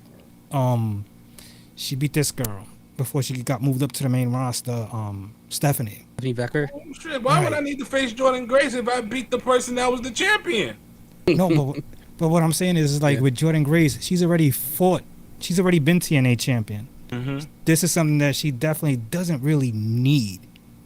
But to push a JC Jane and to make her look better, I feel that's how JC probably will retain the title and then go on to Slammiversary and take the TNA title because we're like, oh my God, we really hate this chick, but look what she's doing. Mm-hmm. So it's just like, the way they threw Chelsea Green at us for a minute and we were like, nah, we're not feeling Chelsea like that. But then Chelsea grew on us. I feel this is the way they going with JC because we always saw her playing that second fiddle to whether it was Mandy Rose or Gigi or the Fallon, like she was always playing that middle role. And now that she's getting her time, Better hurry up. yes. Yeah. Better hurry up. Mhm. He's a transitional champion right now. Right. But yeah, if Jordan Grace is going to win it, I don't think they would have had her lose against Stephanie Vacker. the same week that that what's her name won it off of her after JC Jane won it off her. Because they should have gave it to Jordan Grace at that point in time if they really wanted her to be champion. So I think they're gonna just stand up Jordan Grace up. I think this is probably one of her last matches where she go up. Because after this, there's nothing else for her to do. Right. There's nothing else for her to do. So just send it to the main roster. I don't know where they will put her. Probably SmackDown, have a feud with Julia at some point. You could do that. She being the fact that she's the champion over there, the U.S. champion over there. Her and Bianca, her and Her and Jade. Bianca. Yeah. Got some good possibilities, man. Then if you throw it on Raw, it's her against Rhea. Her That's against not bad. Roxanne. I would like that. Her against EO. Oscar. Yeah. Oh, look at that. That's All the good. possibilities, man. It's a lot of possibilities. True. I'm with it. I'm with it all. I'm with it all. They just got to refill. Well, actually, NXT got some good people there too that could take it off JC Jane. So Jada Parker could take it off of her at some point, and then they'll give it to what's her name now? I forgot what her name is now in NXT. Girl from AEW. Oh, Blake Monroe. Blake Monroe, because they're gonna put it on her at some point, but it's gonna have to be a baby face for her to take it off of. So. Yeah, because they got her acting as a baby face at this. They do. Yeah, she's teaming up with Jordan Grace. They're gonna keep her that way, huh? I don't know. Well, let's see her in ring action. I want to see what she's like in the ring before, we determine how far they'll take her. Right. Because if she's still stuck on her AEW ways, which WWE doesn't like, and it's going to take some time for her to get used to. You've been doing AEW so long, and you come in here to WWE, it's like it's still a little bit of that swing that you need to get rid of. So far, that's my thought of her. It's like it's like she's trying to sell sexy, like Nikita. Oh, you see how that worked out? Trash. Hot garbage. Evolve. Send her back to MTV. She was just selling she was trying way too hard, and the thing that she didn't have to. That was the worst part about it. She was already sexy. You didn't have to be sexy because you already are. Just do your thing. Kick ass. That's what makes you sexy. Come on. You force it, it just takes it away. You have to force it. It just makes it like, all right, that's unnatural. Why is she trying so hard? Thank you. You did it on MTV. Shit. Tried too hard on MTV on that. What was the name of that show? Chance of Love? Oh, she was on that? Yeah. Yes. Oh, I didn't know that. She was on Chance of Love. She was on there. Wait, from like back in the day? Back in the day. She was a little slim thick. With the Stallionaires? Yep. I'll send you the clip. She still had that tush. She had that tush. She was showing that tush. That was her main. I gotta look this up. No way. She was shaking her tushy. Nikita Lyons, bro. That's wild. Nikita Lyons. We got Nathan in the house. Nathan, what's going on, man? How are you? Says hello. I'm surprised there's no. Isn't Nathan the one that goes, Io Sky? Like he always attach Io Sky or someone from Damage Control. Yeah. Brian says Leon Slater is Ricochet on crack. Not crack. You don't say. Is that a good thing or a bad thing? Is it because he's skinnier or is it because he's faster? Like, which? You got two superpowers that come with smoking crack. So which one is? Which one is he getting? Especially on Friday night. Crackhead on a Friday That good night? weekend crack. That is crazy.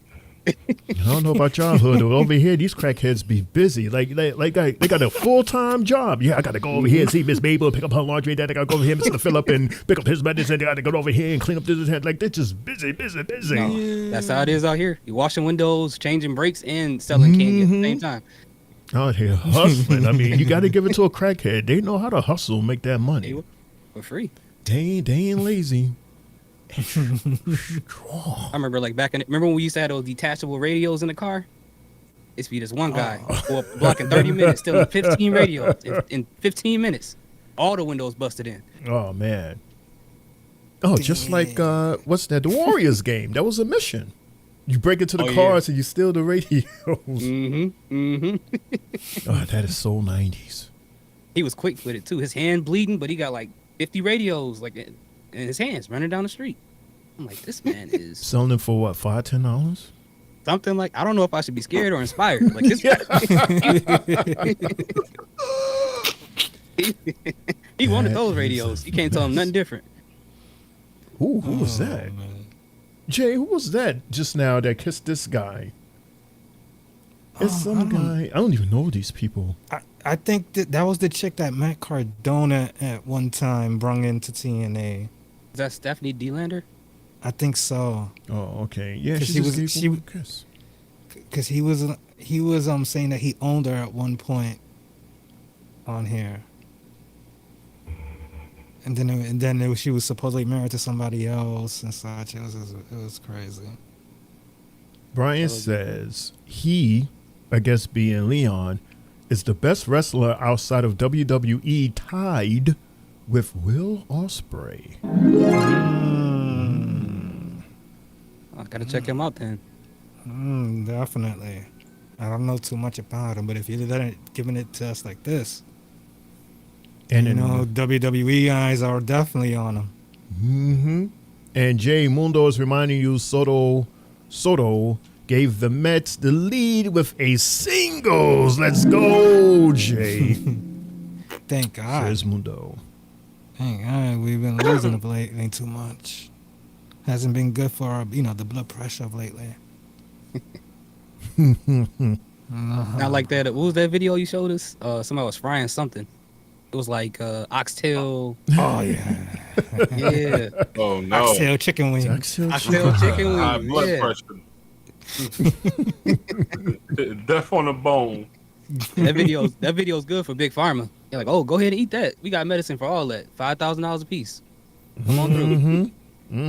But that's the type of delicacy that you just eat like once in a while. You're not supposed to eat it every week, Lawan, with your regular salad and rice. It's just, it's just one of those fancy things that this guy deep fries. But like Lawan said, they both got the same size titties, so I don't know. Boom, boom. If you got the same size titties, then what would it hurt for you to sample one and then get hooked on it? It's oxtails.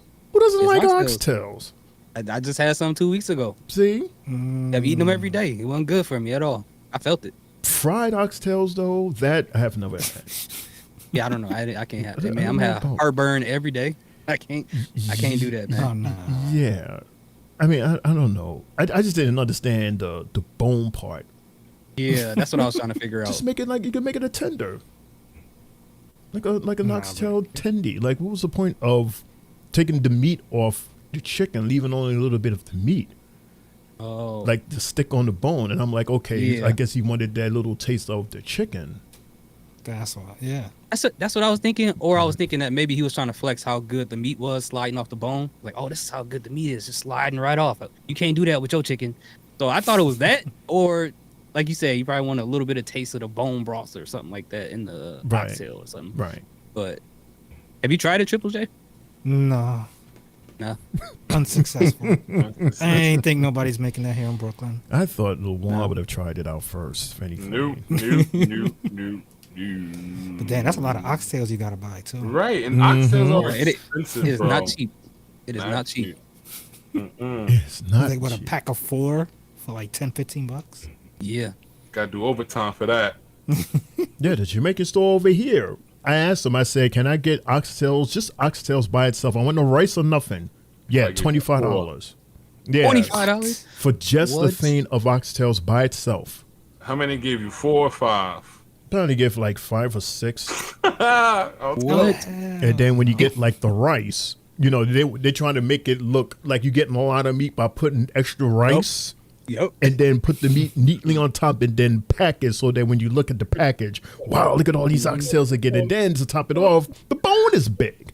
So you're only getting but so much meat. Yeah. Yeah. And this dude made a whole oxtail wing, fried wing. You know how many oxtails you have to get for that? Ugh.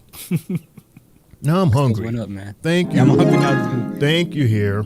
See that here? He starts. He's already in the circuit hungry, over here. man. He's talking food just like He fits in Luan and perfectly Mundo. with that. Mm-hmm. We're about to Well, put I you s- in the fat section, dude. I saved that video after y'all watched it. I looked it up and I saved that. I was like, I want to see if somebody can make it this summer. I got to try it out. At somebody's barbecue. Yeah, just keep the ambulance close because that thing, the cholesterol and the salt and the grease in that. Ugh.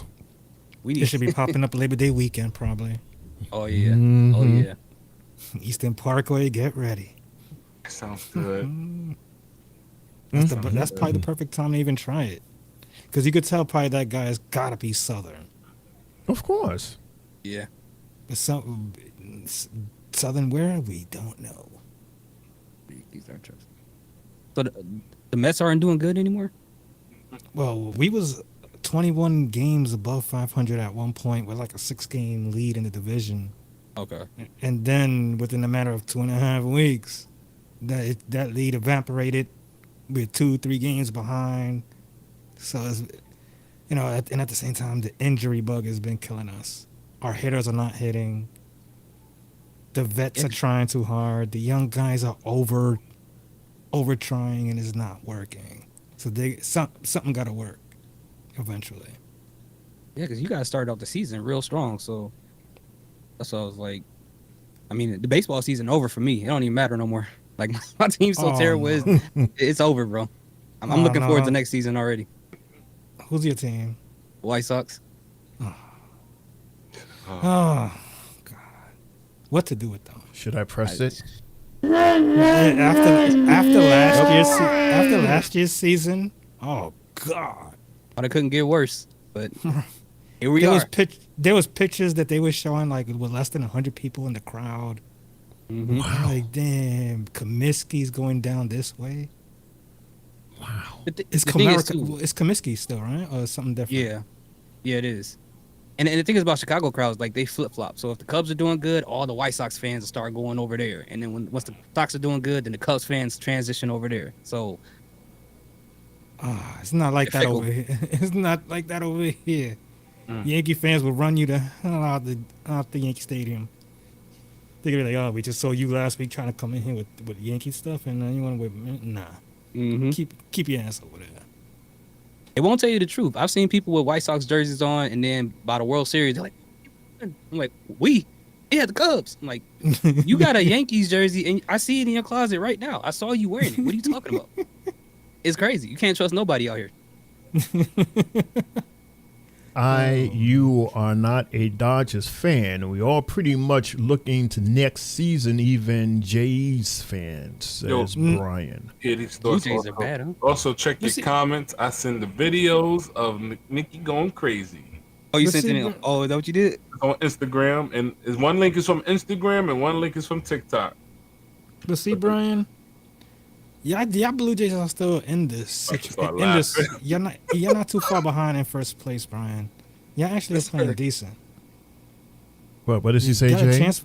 Click the TikTok one. Brian first. said, L, you're not a Dodgers fan. We are all pretty much looking. Oh, no, I to read that next- one, the to one before next that. season. Oh, before that, Mundo. I heard some sports guys talking after work. I think it was ESPN or Pat McAfee. They said the Mets and the Yankees are trash. Mets went from 41-20 to like 47-35 or some shit. Yankees are behind the Jays. So you see, the Blue Jays ain't playing that bad baseball. Like, we would see them play over the years before the Bo Bichette and Vladdy days. You know, it's good to see that Bo is finally being Bo. Oh God, what's going on? I sent the link to Thoughts. And he obviously saw the video. He's obviously looking like this is a damn shame. He in there acting like a damn fool. She is in a dating show doing karate. Doing karate Backflips in the pool. and did it and was perking and all that, man. But she thought it was a Power Rangers audition. That's what she thought it was. Yeah. Damn, like a damn fool. Like, da, da, da, da, I look like a damn fool. Bro, I can't believe I can't remember this. And I remember watching that I show. didn't remember it either. I didn't even know until I was scrolling on TikTok and I saw it and I was like, "What? She was on this show?" TikTok find the craziest stuff. Wow. I don't even remember that show. Oh man. That must have been when my cable was off. I remember Flavor That's of when it was- Love though. Oh, Yeah, because they had Flavor of Love, and then the spinoff was I Love New York, and then the Stallionaires was on that, and then they did the spinoff on Chance of Love. So there was all like Okay. spinoffs of each other. Only like season 1 and season 2 of Flavor of Love. After that, it just went down. Yeah, I didn't like it no more after that. There was more seasons. Yes, Flavor of Love has 3 seasons. What? Yes, 3 seasons, I believe. Then you had the Chance to Love, I Love New York, where you had this guy that was in the WWE before. What's his David name? Osunka? Yeah, he was in the He- WWE. Yeah. That's crazy, man. It seems like MTV likes hiring, all MTV guys and putting them in WWE. Look at They the making man. stars. Yeah. What the fuck is going on? They got to start signing these MTV stars at 360s before they hey. go over to WWE. Hey, mm-hmm. hey, maybe. Might got something going on right there, man. We've been on for an hour and 27 minutes. Would you guys like to take a break? Or keep You know on what? going? Take a break. I gotta use the potty. TMI, but yeah, I agree. TMI. This is Hey, the, somebody said something else crazy last time. I went PG. this is the Three Bells Podcast, y'all. Special pop-up show. Tri-State Mayor Lawan over there. Sports guy Triple J right there. Our special guest. Hear these thoughts right there sitting next to your homie Shane O'Mac. We'll be right back with more of the show after this quick commercial break because we got to go potty. Right back after this, y'all. You guys looking for a podcast? Well, this ain't no ordinary podcast. This is the Three Bells Podcast. Mundo, CEO, Tri-State Mayor Lawan, First Lady Sylvie, Triple J, and Shane O'Mac. Coming to you live each and every Monday night from Monday Night Raw, Tuesdays with NXT, and Friday Night SmackDown, featuring WWE PLEs, news and more. Tune in live on YouTube and follow our socials. Better follow me. And if you're not down with that, we got 2 words for you.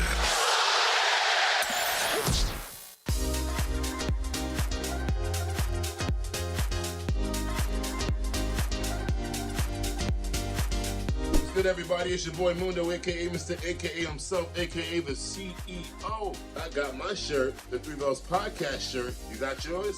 Hey everyone, what's good? This your girl Sylvie, letting you know I got my Three Bells Podcast t-shirt. Did you get yours? Let's go! Yeah, good evening, everybody. It's your boy, Main Event Triple J. Look what I'm wearing. Three Bells Podcast merch. What do y'all think? Catching the side, looking quite crispy. We sure every wrestling fan will love something like this. Yeet. Yo, what's up, y'all? It's your boy IML from Tri-State Mania, and your Tri-State Mania champion. Just want to say, he finally got his Three Bells Podcast shirt. It doesn't feel tight. It's comfortable. Anybody could wear it. They got them in different colors, too, coming soon, y'all. So get your Three Bells Podcast shirt. You can wear your Three Bells Podcast while brushing your teeth. You can listen to your Three Bells Podcast, listening to music. Tripping. Get your Three Bells Podcast shirt. I got mine. Better get yours. It's available right now. Hit us up. Hi, Luan. It's Kalani Jordan. Happy Friday. I hope you have a wonderful rest of your day, and I hope you had a wonderful week and are looking forward to an even better weekend. But I wanted to say I saw that you're starting a podcast called Tri-State Mania, and I want to say that name is dope. And I saw the clip that you sent me, which was with the logo and the soundtrack. Like, it's so cool, and that already is entertaining and appealing and has a great aesthetic already. So you're off to a great start. But honestly, good luck with starting your podcast. I actually am a big fan of podcasts because I love being able to just listen, be entertained, especially when we're doing long drives, especially like the one we're doing today to go to NXT Sebring for a live event show. I love being able to just like kind of turn my mind off and just be entertained with whatever's being said on the podcast. So that's so amazing that you're starting one. Good luck. I know it's a lot of hard work, but I wish you nothing but success. And I do want to shout out your crew from the Three Bells podcast. There's Mundo, Triple J, Shane O'Mac, Sylvia. So just you guys, to whoever is involved in your podcast, you, your crew, everyone, I seriously, from the bottom of my heart, know you guys are going to kill it. And just thank you for being able to like set a goal and reach it. So good luck with that again. And I hope you guys are staying tuned with NXT, because I had to show you my baby. Isn't she beautiful? But seriously, thank you guys for all your love and support for me, and also just for our brand NXT. Have a great day.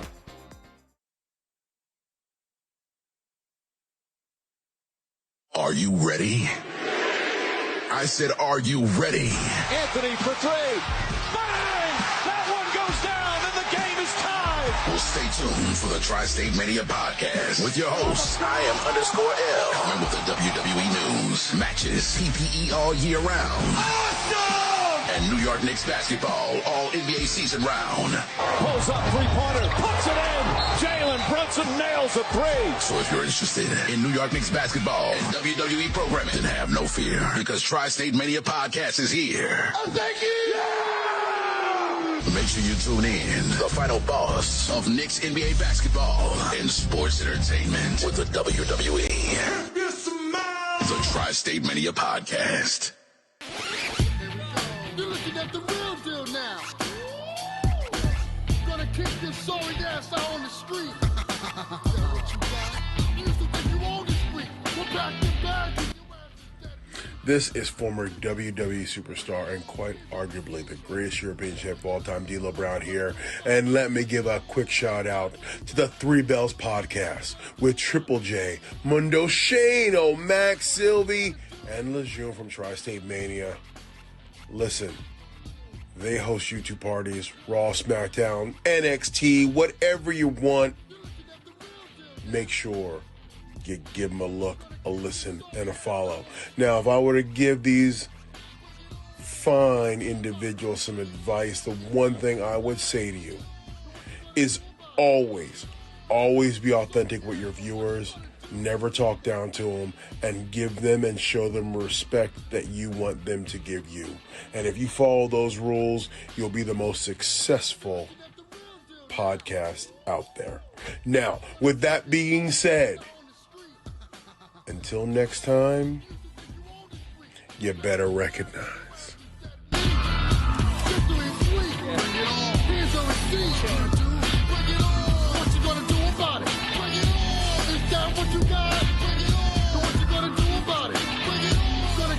Sorry ass, but what you gonna do?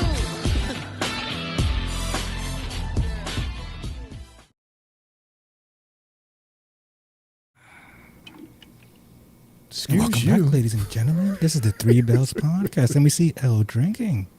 Alongside me, I got Hear These Thoughts, and we got Shane O'Mac, Mr. Money. And you. So, where we going? Yeah. You see the last message Brian left before we went off. Brian was talking about, so I watched Martin on Def Comedy Jam from like 92, and Flavor was on the balcony. He said Flavor was so ugly, even Roach is a kid. Screamed and run away. Laughed my ass off. You don't remember that, Jay? Yeah, I do. I watch a lot of Def Comedy Jam. Yeah, he was up there talking smack, like Martin had showed him love. You know, he acknowledged him. And what did he said? He said something, made some type of snide remark. Oh no, he kept on just talking, and Martin was like, okay, okay. What a classic, man. Yeah, Def Jam was so dope back in the days, man. And I miss those days. You had that. You had Def Poetry. That was awesome too. That poetry was awesome too. Like that man, he was the king. I remember growing up to Uptown Comedy Club. Yeah. Oh man, that was like improv before like Nick Cannon did the improv shows, and that's where Monique was at. And it was Monique and this guy Tracy Morgan going at it. Oh my God, bro, they were roasting each other like crazy, and she beat him. When he said, your breast, your mama got breast milk, spit powder. Spit the powder. Just like Marlon Wayans from White Chicks. White Chicks. That's where he got it from. Mm-hmm. Yeah, you got to give credit due. He ain't created that. That was her. Yeah. I knew I heard that somewhere else before. I just couldn't remember what it was. And Tracy goes, "You got your mama got one toe and one knee, and they call her Tony." Your mama got no legs trying to hop the train. Oh man! I remember I used to go to school, like junior high school, Monday morning, and you'd be like, "Yo, did you watch Uptown Comedy Club?" He's like, "Yeah." Your mama's so dumb, she drowned eating a biscuit. They call her Sea Biscuit. I always took jokester in school, man. So I made a lot of funny stuff too, man. We used to be selling them jokes and using it on people at school. And I'm like, oh, that's crazy. That dude's funny. And they didn't know we was watching Def Comedy Jam and comedy albums and stuff like that and stealing jokes. Oh man, those were the times. Comedy was too good. Comedy albums. Aunt had, I think she had just about every Richard Pryor. Oh man. Yeah, Richard Pryor.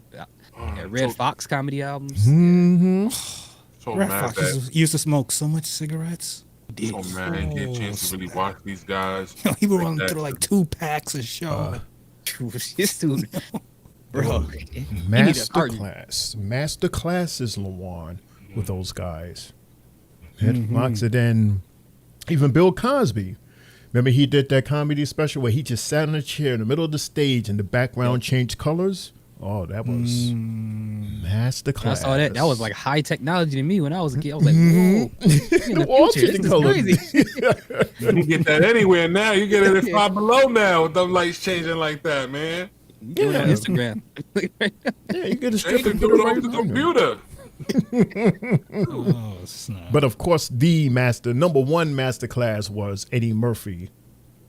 Yeah. That Raw show was crazy, man. Yeah, they can't play that nowhere nowadays. He even had Charlie Murphy's curse out a lady. Like, shut the fuck up! Mm-hmm. I didn't even realize that. Didn't realize that 2 years later. That and you know who else? Too, another underrated, Robert Townsend. I like him. Robert Townsend. He did this series on HBO called Partners in Crime. Yep. Hilarious. Gotta check that out. Hilarious. And he's underrated as a director too. Yeah, he's 5 Heartbeats. Need I say more? Man. Wow, Need that's an I excellent say movie. more? Beautiful movie. 5 Heartbeats, and the way he was able to execute Hollywood Shuffle. Yeah, Hollywood Shuffle, yes. Winky Dinky Dogs. Yep. He had the hot dogs in his hat. Yeah, man. Man, listen. That was amazing how he was able to put that movie together like that using what he maxed out his credit card. Yes. They don't make them like that no more, man. Like that, and, I'm Gonna Get You, Sucker, and all that. That movie. I stuck that needle in his finger and started screaming.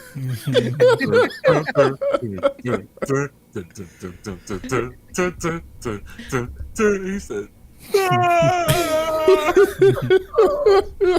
I can watch that part like 10 times and it gets funnier and funnier and funnier. Every time. That movie made no sense. When Homegirl started taking off all of her accessories. Oh, she took off her hair, she took off her titties, she took off the leg, and she was hopping to him. I was like, yo. And then I didn't realize Isaac Hayes was that funny until I saw that movie. Yeah. And he did that. He smelled all the guns were shooting at him. And then I was like, yo, he does Chef in South Park too. So, Isaac Hayes is hilarious, man. I gotta watch that again, man. I miss that movie so much. Yeah, Isaac was the man. He was, he didn't just do the music. He was in a couple of movies like that back in the days. He was in this movie with this girl, the black lady from Star Trek. Oh, I know exactly what you're talking about. I can't think of the name of it. She was a pimp.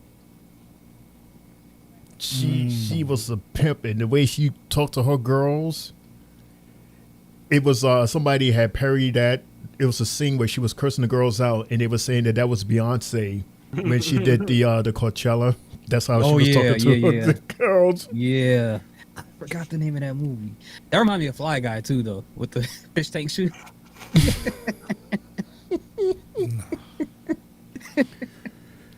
Oh man, Oh, man. I am so glad to be a 70s child. Mm. Oh, wow. You youngins. Generation missed a lot. That's beautiful. Y'all have no idea how free it was. Shout out to Shane for making it to that age, man. That's a beautiful age, my brothers. Yeah. And I should have been long gone.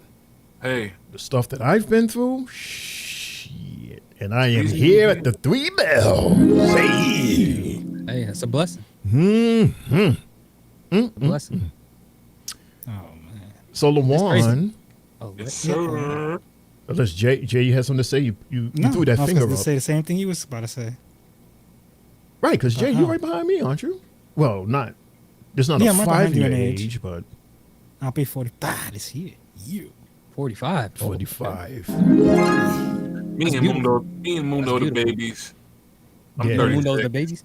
Yeah, Oh, me too. I'm 36 too. Oh, so yeah, we all the me and Mundo and Tuck, we the babies of the squad, man. Yeah, the late 80 babies. Yeah. Late 80 babies. Mhm. That's what will say 89.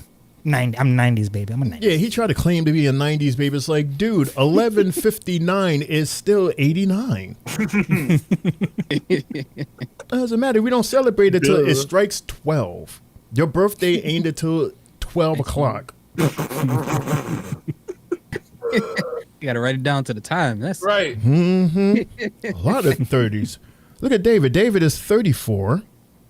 Okay. Born 91, May 13th, 91. And Mundo's laughing. He wrote 89. Let's go 89. Hey, I ain't mad at 89. That was the year of Batman. Yeah, Batman. 89. Michael And Keaton. Do the Right Thing. And Honey, I Shrunk the Kids. And what? That was Classic, a yeah. dynamite movie. That was a dynamite year for movies. Oh yeah. You know that movie had me scared of ants for a long time. Oh, Ooh, Honey, I Shrunk the Kids. Arachnophobia? Yeah. Oh, Ooh. Honey, I Shrunk the Kids. Right. I'm like, they look like that. A broken personal, right? Oh, They showed their face. I was like, I don't they wanna look like fuck with that. no ant, God forbid. Shit. Oh man, they missed out some good years, man. And my nephews be like, "Oh my god, my Netflix ain't loaded." I'm like, "You don't understand the pain of having VHS tapes in crates, and your mama tape over it with one of her daytime television shows, and now all your Power Ranger episodes are gone." Oh my goodness. You don't know that Oh, struggle. man. Oh my That happened to you? Oh, man. Oh yeah, yeah. Oh, It was on accident, and then they gotta wait until the reruns come on. Try to re-record I it. used to have I my know you was used to have mad. my uncle do Bruh, I was fighting the air since I couldn't go for a week. I couldn't go over my uncle's house to watch wrestling on certain Sunday PLEs, and he would use the VHS tape, record it for me. Oh man, there was one time it got recorded with some cartoons over it. You know how upset I was, You still got the wrestling though. You gotta have one or the other, bro. bro. No, He was pissed. Yeah, Exactly, Mundo. Make sure you write down on the tape what it was. So you write one thing and then, yeah, man. The struggles. that could have been a problem. That could have been a problem.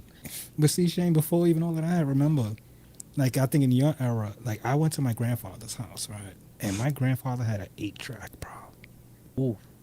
I didn't even know what it looked like an Atari cartridge. Atari. Oh my god. Oh, God, I'm getting older and older as we talk about this stuff. I wasn't even here that time, so. Oh no, I had an Atari. I was a. Oh, man, I had like We 3 had of 8 tracks. Yeah. Centipede. Them things. Ooh, Gallagher. wee. I started off with Nintendo. Had one stick and one red button. That's Yep. all you had. That's all And then you when they need. try to get a little bit Yeah, I advanced, they thought had the that- two yeah, little I thought red, that the shit two was little red fun. ones on the end. Nothing. Yup. Tap tap tap tap tap tap tap. Let me tell you something. I We used to was pick on That was Shay. complicated I pick on back then. Shay all the time. yeah, Lamar picks at me all the time. I don't Because care. of the wrestlers he like, because I was like, yo, that was a finisher, a Hogan leg drop, and you used to be going crazy over there, like, oh my god, Yes. The leg drop was a finisher. The DDT was the finisher. The body slam was the finisher. The clothesline, throwing off the ropes was the finisher. Yeah. Macho Man Randy Savage doing the elbow in the air. That was the finish. He's choked up Hey. out. He had crushed the throwback. Ah! Let me tell you something. Back then, it was all about personality. That's how you won the fans. Compared to now, we see some people that don't have personalities. They're good in the ring. Liver. Hey, leave Lyra alone. Hey, Uso. But the personalities, that's what sold back in the days. And that's why we liked the Macho Man. And that's why we liked Hulk Hogan. Like Hulk Hogan, no matter how much you guys don't like him now, he was the man back then. Yeah. The man. He literally carried the company. He literally was right there with Mania 1. He helped save Mania. If Mania would have folded, would we even be here today? I don't know. No. We'll be talking about WCW right now. Oh, yeah, probably. Oh, probably. Who knows? Mundo says, I still have the original Game Boy, Sega What? Genesis. No way. Original Nintendo, Game Boy Color, Nintendo 64, PlayStation 1, 2, 3, 4, 5, and the original Xbox. No way. Mundo, we need to come to your house and have a game night. Okay. Man. What about the Jaguar? What about Jaguar, Sega CD, Sega Saturn? Come on. Where's Said, those and at? old Dreamcast. Well, those Mundo, are do you live in a Neo GameStop? Geo? Like, Right. he got everything. You got Dreamcast too? Classic. Dreamcast was fire. Yo, I'm Dream- so to mad me- that I didn't get that Yeah. system because I had the PlayStation.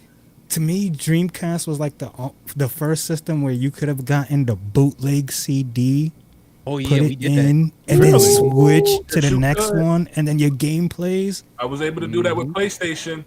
We did that with Really? PlayStation 2. Yeah, the PlayStation 1, you get the bootleg CD, you put the original one in 1st, and then when that blackout screen comes in, then you put the bootleg CD in. But I had to have a stick because the PlayStation 1, you had to close it. Right. See, I had to have a stick that held that button for the CD to continue spinning. So this thing would be up. It was ways around it, bro. And then the black, then there you go. There was we'll ways find a around way to- trying to pay $70. Bro, Absolutely. I was playing Marvel vs. Capcom for $5, bro. Funko Land, bro. Oh my! I don't even know the last time I seen a Funko Land. That Oh, was damn. I remember Funko Land too. man. I never Before knew about that GameStop, trick. man. Yeah, I was way before GameStop. Right. I had a lot of game systems too, man. I had color. I had Game Boy One. Well, Pocket. I had Pocket. I started off with Nintendo, then Super Nintendo, then Pocket, then Color. Then I got the PlayStation 1, 2. Number 2 is my favorite system of all time. I just love that system. Man. It was way ahead of its time. Like it had internet browser, even though the internet browser is better now, but the PlayStation 5 and the Xbox had internet browser. You was able to save stuff on a memory card and watch stuff on there. Just the startup for that, the DVDs you could play on there, Blu-ray, CD. Listen, and then you could play bootleg DVDs on there, and you wouldn't get that copyright thing like PlayStation 3 does now. But Yeah. what a time to be alive for PlayStation 2. I love that system so much. That's still the highest. Is that the highest selling PlayStation? Two, Highest. right? Highest selling system of all time. You can leave that shit on for 4 days and it still be not hot, not overheated. The PS5 will let you know. The PS5 will tell you, Really? you're overheated. Turn me off. I got the Oh, that's PS5 and corny. that If PS5 not, I is will turn it heavy. off for you. I hate that's- carrying that system so much. It's so That's goddamn heavy. whack. At least it tell you, because when we had the Xbox 360, we got that red light, that red ring, The red ring of death. $400 down the drain. Oh man, I bought an Xbox when I was trying to figure out to buy one, the Xbox or the PlayStation. The Xbox was $100 cheaper. That's why I got it. That's why I got it. But when I plugged it in, I instantly got the red rings of death. Instantly. You know how mad I had to go because I didn't have a GameStop where I lived in Harlem. I had to go all the way back to 86th Street. They Yeesh. gave me They gave me the PlayStation after they gave me that Xbox. It was like, yo, we'll just give you the PlayStation since you wanted it because we showed you a fucked up Xbox.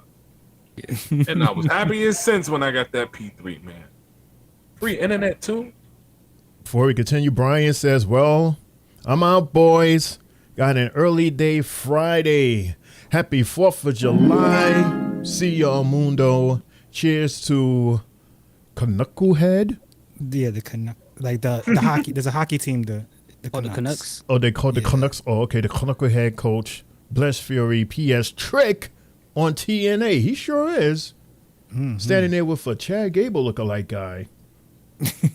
Who the hell is that? Brian, happy 4th of July, man. Have an awesome weekend. We'll see you on the 4th to you and your fam. Randy Gable.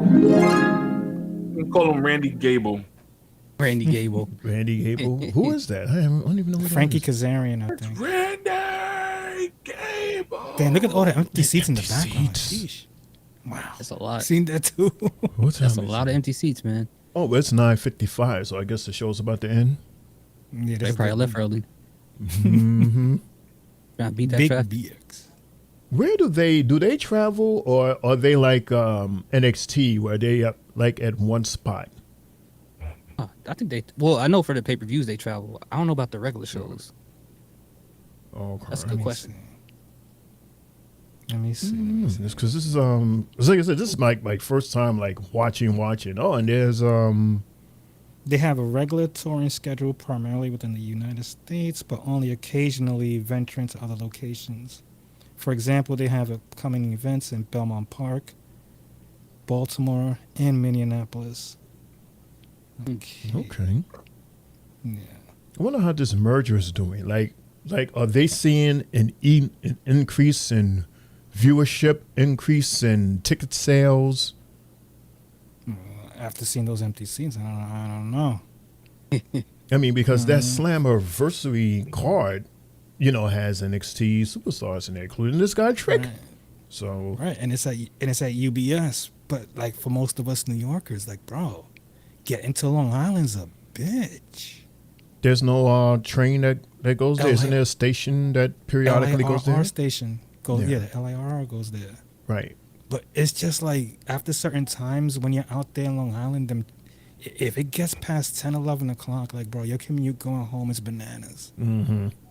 Because I went to Jones Beach back then to watch Mary J. Blige and D'Angelo perform. Oh, man. The commute going home, holy shit, bro.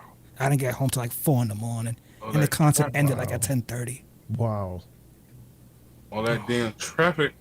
Bro, the train, the train that was at the Long Island Railroad, their Long Island Railroad. Forget about that, from man. There, it was like, if you missed the 11:30, you got to catch the 1 o'clock. Oh, forget about that. And at that, it goes straight to the Garden. It skipped my stop at Nostrand. Kept on going. Kept on going. I know Past Atlantic Avenue. Oh, They said no. next stop 34th Street. I said, son of a bitch. All the way in the city? Fell All the way asleep. to 34th, bro. Jay fell asleep. That's why. Nah. He said, "Oh I couldn't have. You ever fell asleep on the train, miss you snotted? Oh shit! I hate that. I hate that. You get mad at everybody because they didn't wake you up. Oh Even man, though they don't know you. know you should damn stop. You just wake up out of no. What the fuck? Door closing. I did that plenty of times on the train to Chicago. Oh no! I wake up like next stop Ravenswood. I'm like, what? That's an hour away from my stop. Oh no! Oh, no. And they're like, the next train don't come for another 3 hours. Now you gotta wait at the station. See, You don't want to wait in no stations in Chicago. That's the subway system over there. The Metro. They got the Metro. Jeez.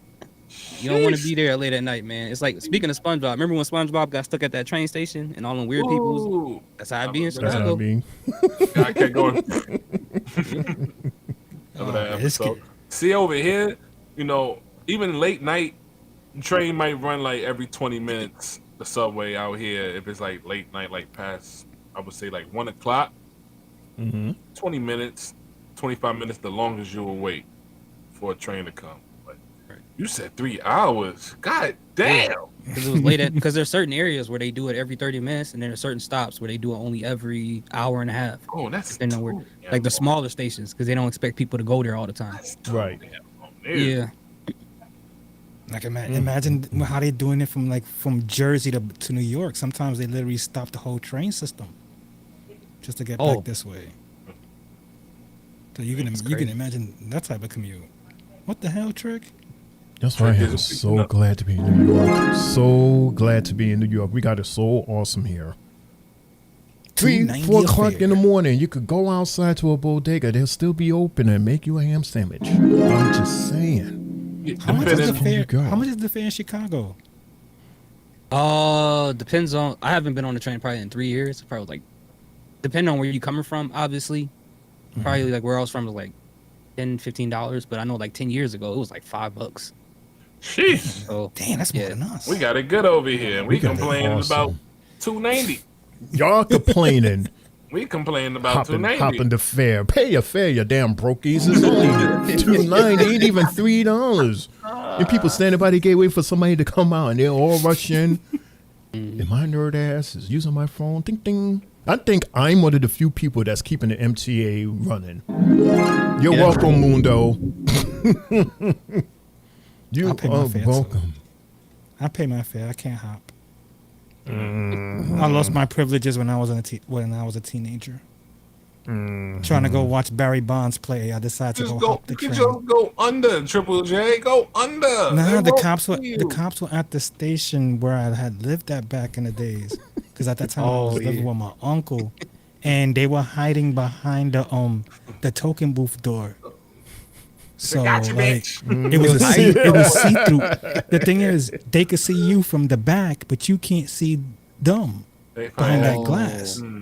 So by the time I hopped in and I went down the stairs, I'm like, yeah, I'm gonna catch the B train. Next thing I know, they're like, young man, come back up. And here I am with my red windbreakers and my Mets T-shirt. I'm going back to the back, bro. 12 hours later, I was like, where were you?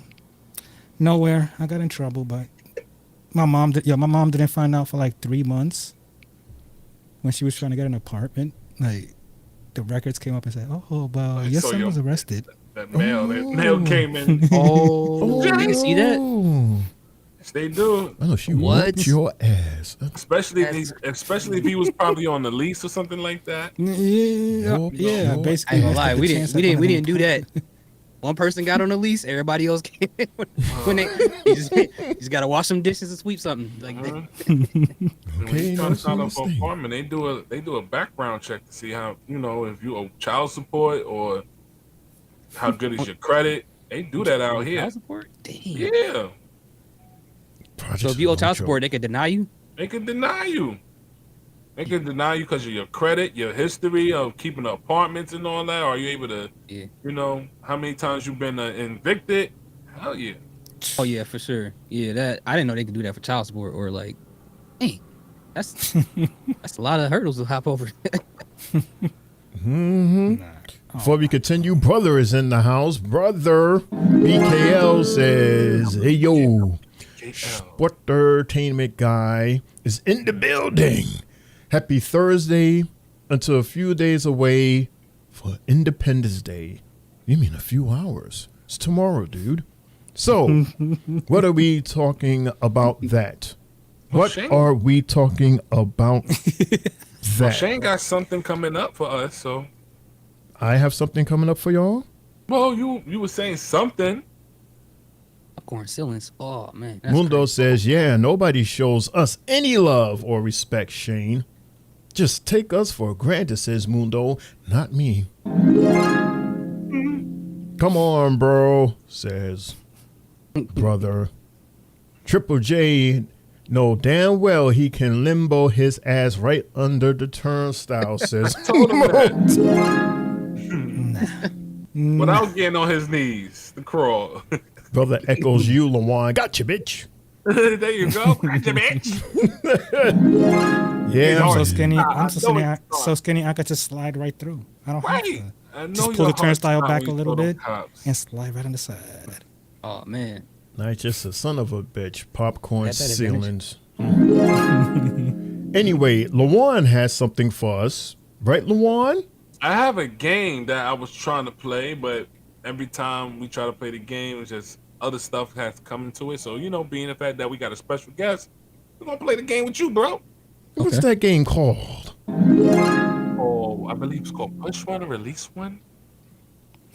It's been a week. I don't remember Shane O'Mac. There we go. Push one, release one, retire one, rehire one. There you go. This is your game. Yes. So yes, it's my game. We got push one. Where's your game music? I got a sound for y'all. I got a sound. Not the big girl music. I'm not gonna play that one. I'll play Tri-State Mania's Triple J Sport News sound. Hey. All right, guys. This is push one, release one, retire one, and rehire one. I want to hear all your guys' opinions on who should be pushed, released, retired, and rehired. And I want to get a little feedback also on who you pick in this category right here. Chat also, you can also participate if you feel like it. Have fun, you know, and freestyle it. So, being fair, we got our special guest here. We got Hear These Thoughts. Start with Thoughts, Triple J, Shane O'Mac, and then I'll go last. So we're going to start from the top row, then middle, the two middles, and then at the end. So, let's go. So I got to pick who I should push first. Yes, sir. Let's see, I'm going to pick... Just for those who don't know, Lawan, who are the 4 participants up there on that push one? That looks like we got Melo at the top. We got Cross at the top. We got Andrade at the top. And we got Ludwig at the top as well. So El Grande Americano. Yes. Well, you lucky Mundo ain't here up here because he would have said we don't know who he that heard is. me. He heard me because he's about to answer the push question. He heard me. I can't believe he did that with that, man. That's It's a damn shame. out of all the things he could done. He's so good. He is. No. And he needs his own theme song. That's sad. That's sad. You can't have a girlfriend in WWE doing good. You know what they do to you. But I'm gonna pick Melo for the push. What's the reason for that? Cause Andrade, I think there's nothing else he could do. He's pretty much good where you at. Ludwig Kaiser, I want him to get pushed, but I don't feel like they know what to do with him. And Karrion Kross, I don't feel like they're ever going to do anything with him. Carmelo has the best trajectory in the future out of all 4 of them, so he could be the next star of the future. So why not push him now to give him that momentum? And he needs it. Like after being the first draft pick and having a match against Cody, to having Aunt Jemima chain on and whatever they got him doing right now, it's weird. Like that answer. Triple J, it's on you, my brother. Let's go. I'm gonna agree with Thoughts and say Melo, because of the simple fact is like with Kaiser's already been there longer, and he's always been the backup guy to the champion, and we never really get to see him shine as much. And now we see Gunther with another reign, and he's still in the back. So I'm not even gonna think about pushing him because, like he said, like Thought said, it's like where can they go with him when he decides to make the next step. Andrade's been there in the company multiple times. He's in his late 30s, close to 40s. Karrion, his run was great on NXT, way better than the main roster run, and he's already pushing that age where he's like in the LA Knight category. You're too old to carry this company. So I would say Melo all the way. I agree with everyone, and even Mundo. Mundo says totally. He agrees. I agree. Thoughts. You sound like me, says Mundo. Yeah, the reason why I say Melo also is because he is that package. He's good on the mic. He's amazing in the ring. He has that look. He's young. He's agile. He is a reminder of a young Shawn Michaels. And I think one of the things that people probably turned off with him is his cockiness, because out of these guys he's cocky, but with his cockiness he backs it up. So it's not like he's just talking smack and then he doesn't show and prove. He'll show and prove, which leads to him being cocky because he can. But cockiness, regardless, could be a turnoff to a lot of people. But everything else to me is greater than the other 3. if that makes sense in terms of, you know what I'm saying, the bar with, you know, the mic skills, talent, this, that, and the third. He has all of those maxed out. So I would push Melo. Yeah. This is going to be a clean sweep with Melo. It's the first round draft pick. That's one. He won the Battle Royal. Number 2. And also, he's the only person on the push one list that went against a champion in Cody Rhodes. Yes, it wasn't for the title, but he definitely had a match with that guy. And it was pretty good. I think Melo has the best potential out of all those guys up top. And there's no disrespect to anybody up there. I just like Melo a lot much better. I think he has more potential, just like Shane was just saying that, you know, his cockiness may rub off a little bit bad on him, but he's able to back it up. He's backed it up in NXT when he was the NXT champion. He's backed it up when he was with Trick doing anything. He's backed it up when he had that beautiful series against Andrade. So that's my pick with Melo. He has the most potential, and also he's a great seller. Great seller. He reminds me a lot of Dolph Ziggler when he sells moves. So going off with Melo. All right, we're moving on to the next one. This looks a little bit hard, but release one. We're gonna go continue in the same order. Eddie's thoughts. Triple J, Shane O'Mac. All right. Myself. I feel like this one is actually easier than I thought it would be. I would say release Aleister Black. Because to be honest, like if you did release him, you're not gonna notice the difference, to be honest. And that doesn't mean he's not talented. Maybe it's because of how long he's been there right now. But if you remove the nostalgia from his Black and Gold era in NXT, then you would just kind of notice that, like, you know, him being gone isn't going to make a difference. LA Knight hasn't hit his peak yet. I feel like he needs to get a world title, and once that happens, then we'll see that. AJ Styles can ride it to the sunset with a WWE. He still has more left in the tank. And with Jey Uso, I mean, whether you like him or not, they trying to make money. He's the only person on this line right now that's going to make you some money off the merch sales. So, Aleister Black, yeah, he's going to have to be the one I get released. Nice. Triple J. Okay. I agree with Aleister Black because of the simple fact, like, he was one of those guys that was already within the company and went on to AEW, did what he had to do there, and then came back to WWE, and you're like, we're still getting the same guy in return. Nothing's changed about you. You know, like the same thing when they bring back Andrade. It's like they're stuck right in the middle. There's no way up. There's no way down. We like what you could bring us, but there's nothing we could bring to you. So on that, I'm going with Aleister Black. I agree. You know, I come from an era where it was about personality. You can teach someone how to wrestle in the ring, and then they will develop into a better wrestler as time goes on. If you have a personality, you have it. If you don't, you don't. You can't train somebody to have a better personality. For some reason, to me, Black just seems so flat. I can't grasp him. Awesome in the ring. I'm not taking that away from him at all, but just that it's just something that's just not. It's like I try to grab it, but it just keeps slipping away. LA Knight, awesome on the mic, awesome in the ring. AJ Styles, are you kidding me? He's a phenomenon. Jey Uso, he has the you know, the Yeet Party, and you know, hate him if you want, but he does sell the most merch. He does have one of the loudest pops, so they keeping that thing flowing. So that leaves with Black. This looks like another clean sweep again. I'm gonna go with Black as well, and I'm going off because what all you guys basically say. You know, Jey Uso, he's probably he's probably the top merchandise seller right now because of Yeet World. You know, everybody's eating. AJ Styles had one of the biggest pops coming into the Royal Rumble when he first came to the WWE, man.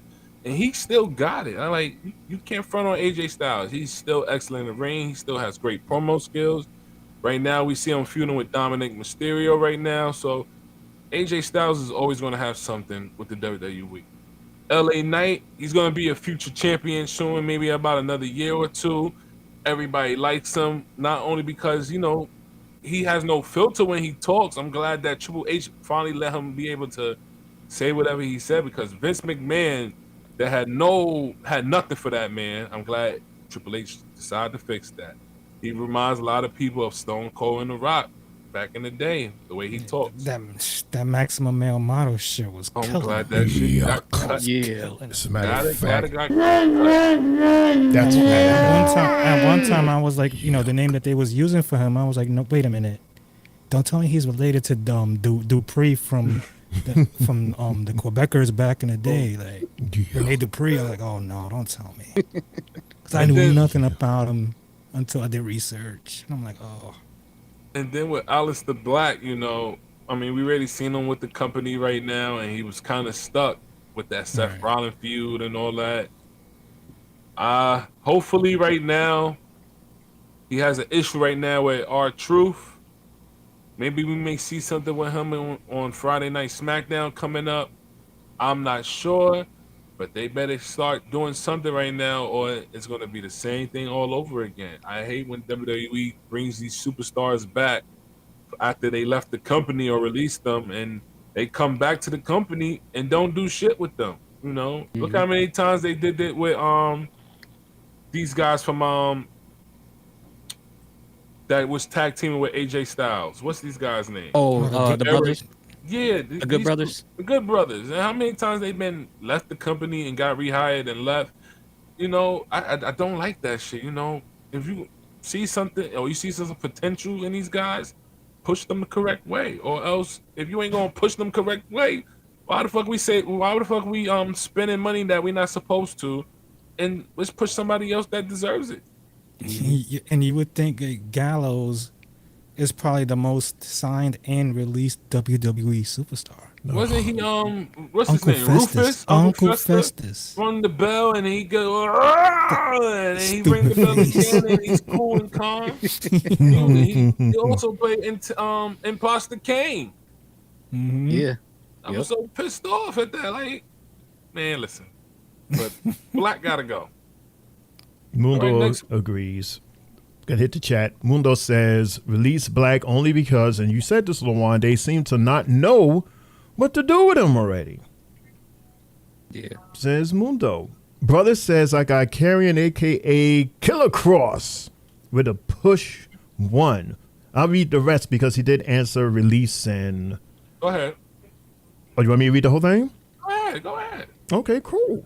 Brother says I got Carrion, a.k.a. Killer Cross, with the push. Release, I got... Really? AJ Styles. Retire, I feel sorry for Randy Orton, so I take that guy. Rehire, oh crap, I got Samoan Submission Machine, a.k.a. Joe. That's brother. Okay. Mundo says, rehire Christian.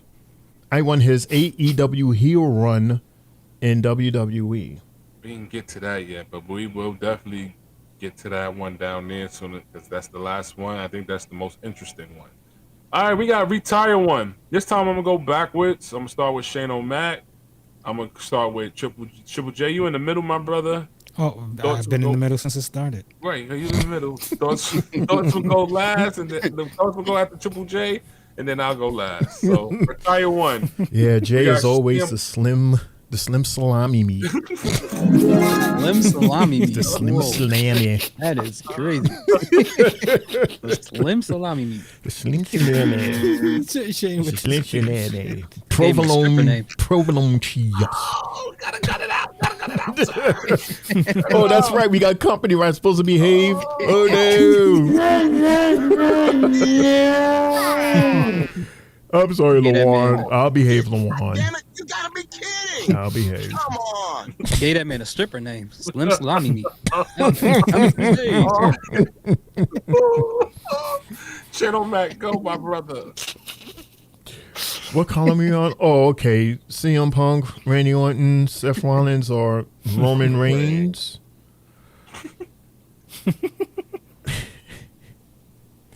Well, shoot, the way things are going, you would think that Roman Reigns had already retired. He ain't really doing much. Randy Orton, with his hurt self, he continues to come out and do his thing. And Seth Rollins, he is, in my opinion, one of the most consistent superstars out there.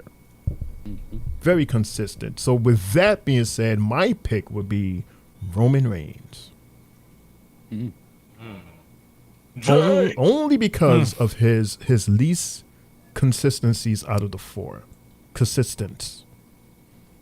There you go. Period. Oh God. I'm gonna go Punk. Wow. And my reason for going Punk is the fact that while Punk was gone, Roman carried the company with Seth Rollins and main evented so many WrestleManias. You know, all the opportunities that CM Punk could have had. Roman took it. They gave him the torch, ran with it, and he's passed Hulk Hogan in WrestleMania main events. And Randy Orton's been there, done that, multiple factions, Evolution, Legacy, you know, even trying to help start Matt Riddle at one point. And Seth Rollins, like you said, he's the Iron Man. He's the Cal Ripken of wrestling. You need him, you call him, he's there. Whatever role. To me, the best wrestler of all time that doesn't need a title on his hands. So with that being in point, I'm going CM Punk. Wow. Okay, salami. There goes the mayonnaise. Oh, hey! Oh, not the mayonnaise.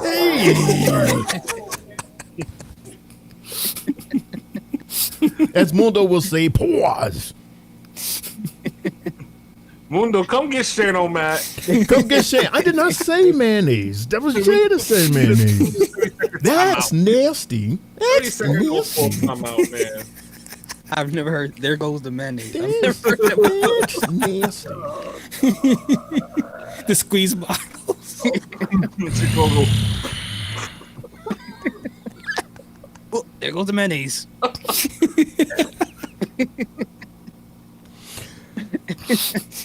Get these thoughts go, my brother. That is crazy. All right, this one's tough. That Lord have mercy. This show is going to get canceled, says Mundo. Yeah. I was thinking of someone upstairs yelling at. Oh, there goes the mayonnaise. What's going on up there? But as far as this one, this one's tough. I'm going to have to pick Randy Orton, and not because he can't contribute anything else. I feel like if he retired today, he has so many accolades, he has so much history, he has so much things to his name that one more title, one more anything isn't going to make it any better. Like he's done as much as most people will ever think of doing in their lifetime. For Seth Rollins, you guys said it. He's a workhorse. He's like one of the best, if not, depending on who you ask, the best wrestler right now consistently in the world.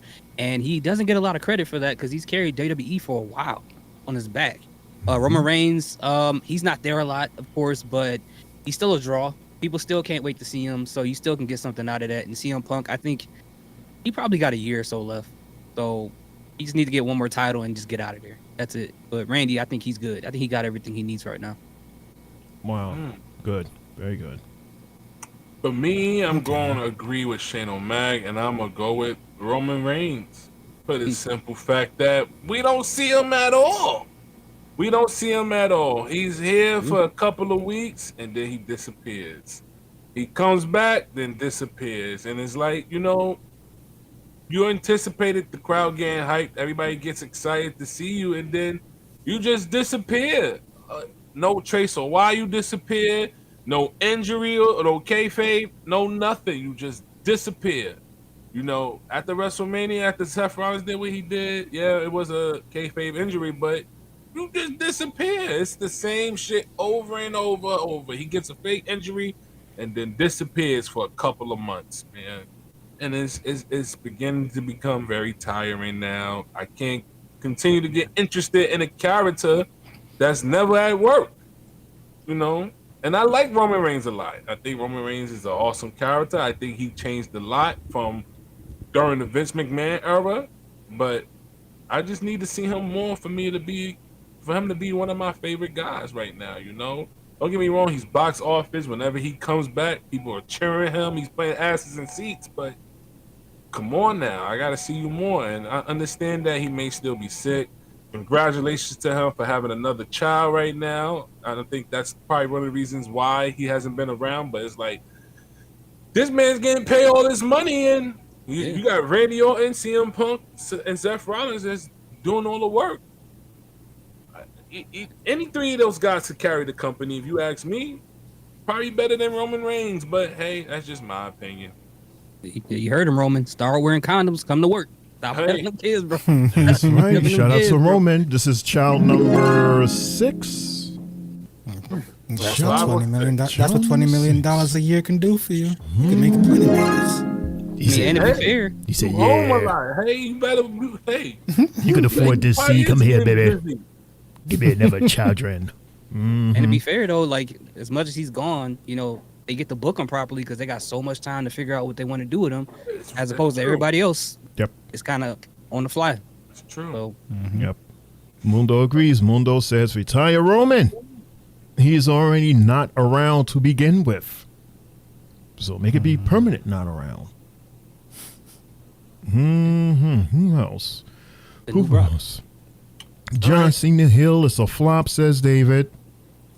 He also says Christian lost a lot of matches in 2005 when he left. I guess left to go with AEW. That's Vince McMahon's fault.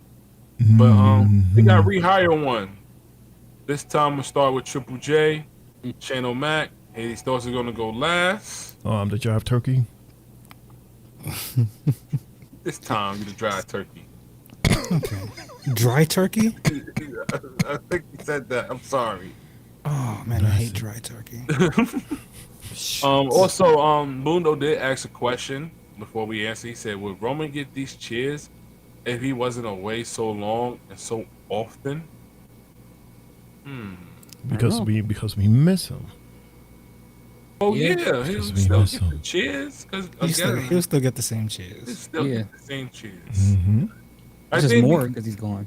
Right. More, and he kind of changed his character development. He just kind of changed his swag from being a big dog to now Mr. OTC. There's rumors that this is going to be a whole different character now because he's by himself right now. I mean, even though Jey Uso and Jimmy and Sammy all came together, he's still kind of by himself because he has no more wise man. So we might be getting a whole complete different Roman Reigns when he returns.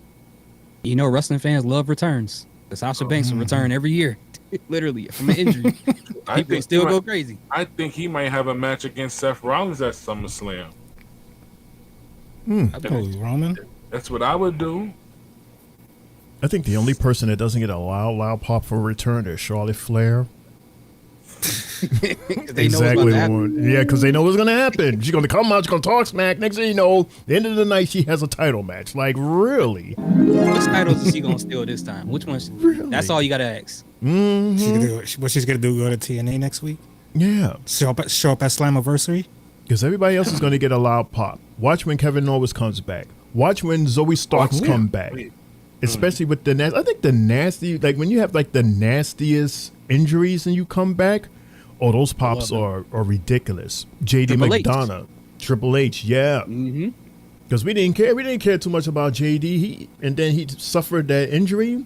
It was like, oh my goodness. Today he came back sooner than we thought. And we all love him. He's now a champion, Lawan. So I think that has a lot to do with it. That little time space. He's also a great seller too, by the way. JD. Oh yeah. He's awesome in the ring. He know how to play his part. Always in the right position in the right areas and moments at the time. JD is just wonderful, man. People go back and watch him when he was in NXT UK when he was Jordan Devlin. He was killing it over there. He was good. Nice. Yeah, way different than what he is now. I mean, he's a joke now because of his head size, but like, you know, he's good. Even Pete Dunne. He done. Can't wait for him to That was come back. dope. Dragunov, dope. Mm-hmm. Alba Fire Fat was Gunther. Yup, Fat Gunther. At Gunther, yeah. Oxtail Gunther. Yep. The chops was a little thicker back then. Imagine They those hurt chops. more too, probably Over too. 300 pounds? Jeez. 300 pounds. Him and Ludwig were both big. I saw that Mm-hmm. match against him and Dragunov, man. They was whooping each other ass. Gunther was chopping his chest like it was cold cuts. That chops was nasty, man. That was the Oh thing. my That God. was like his biggest rival out in UK was Dragunov. It was. That was his best match. That's why I can't wait. I think that'll be the man to take it off of Gunther, if anything. Yeah, If when he's does he healthy. come back? No clue. They said soon. Brother says, unfortunately, speaking of which, I heard a rumor Roman Reigns is nearing his WWE return, potentially in time for SummerSlam. So As I'm it really should. not too sure if he's coming back on that date. Yeah, like I said, between the baby and him shooting Street Fighter, who knows when he's going to come back? Come back for SummerSlam. It's their So, like first last year, two-night- This is their first 2-night event. Why would they not have him there? Yeah. So everything's going to fall on SummerSlam. nigga, It's all about but SummerSlam. see- Why not? But see, but like you was just saying a minute, L, why show him to pop up for 1 second and then leave? Let him, if he has to, let him go film the movie, come back and let him give us like the way John Cena's giving us this run. Either every week or every other week. Give us some consistency towards the end, since we know you only got but 2-3 years, as you say. I don't know. I just don't see Roman Reigns not being at SummerSlam, either in a match or just interrupting, doing something to maybe Seth. I don't see it. Yeah. He like returning even- to SummerSlam.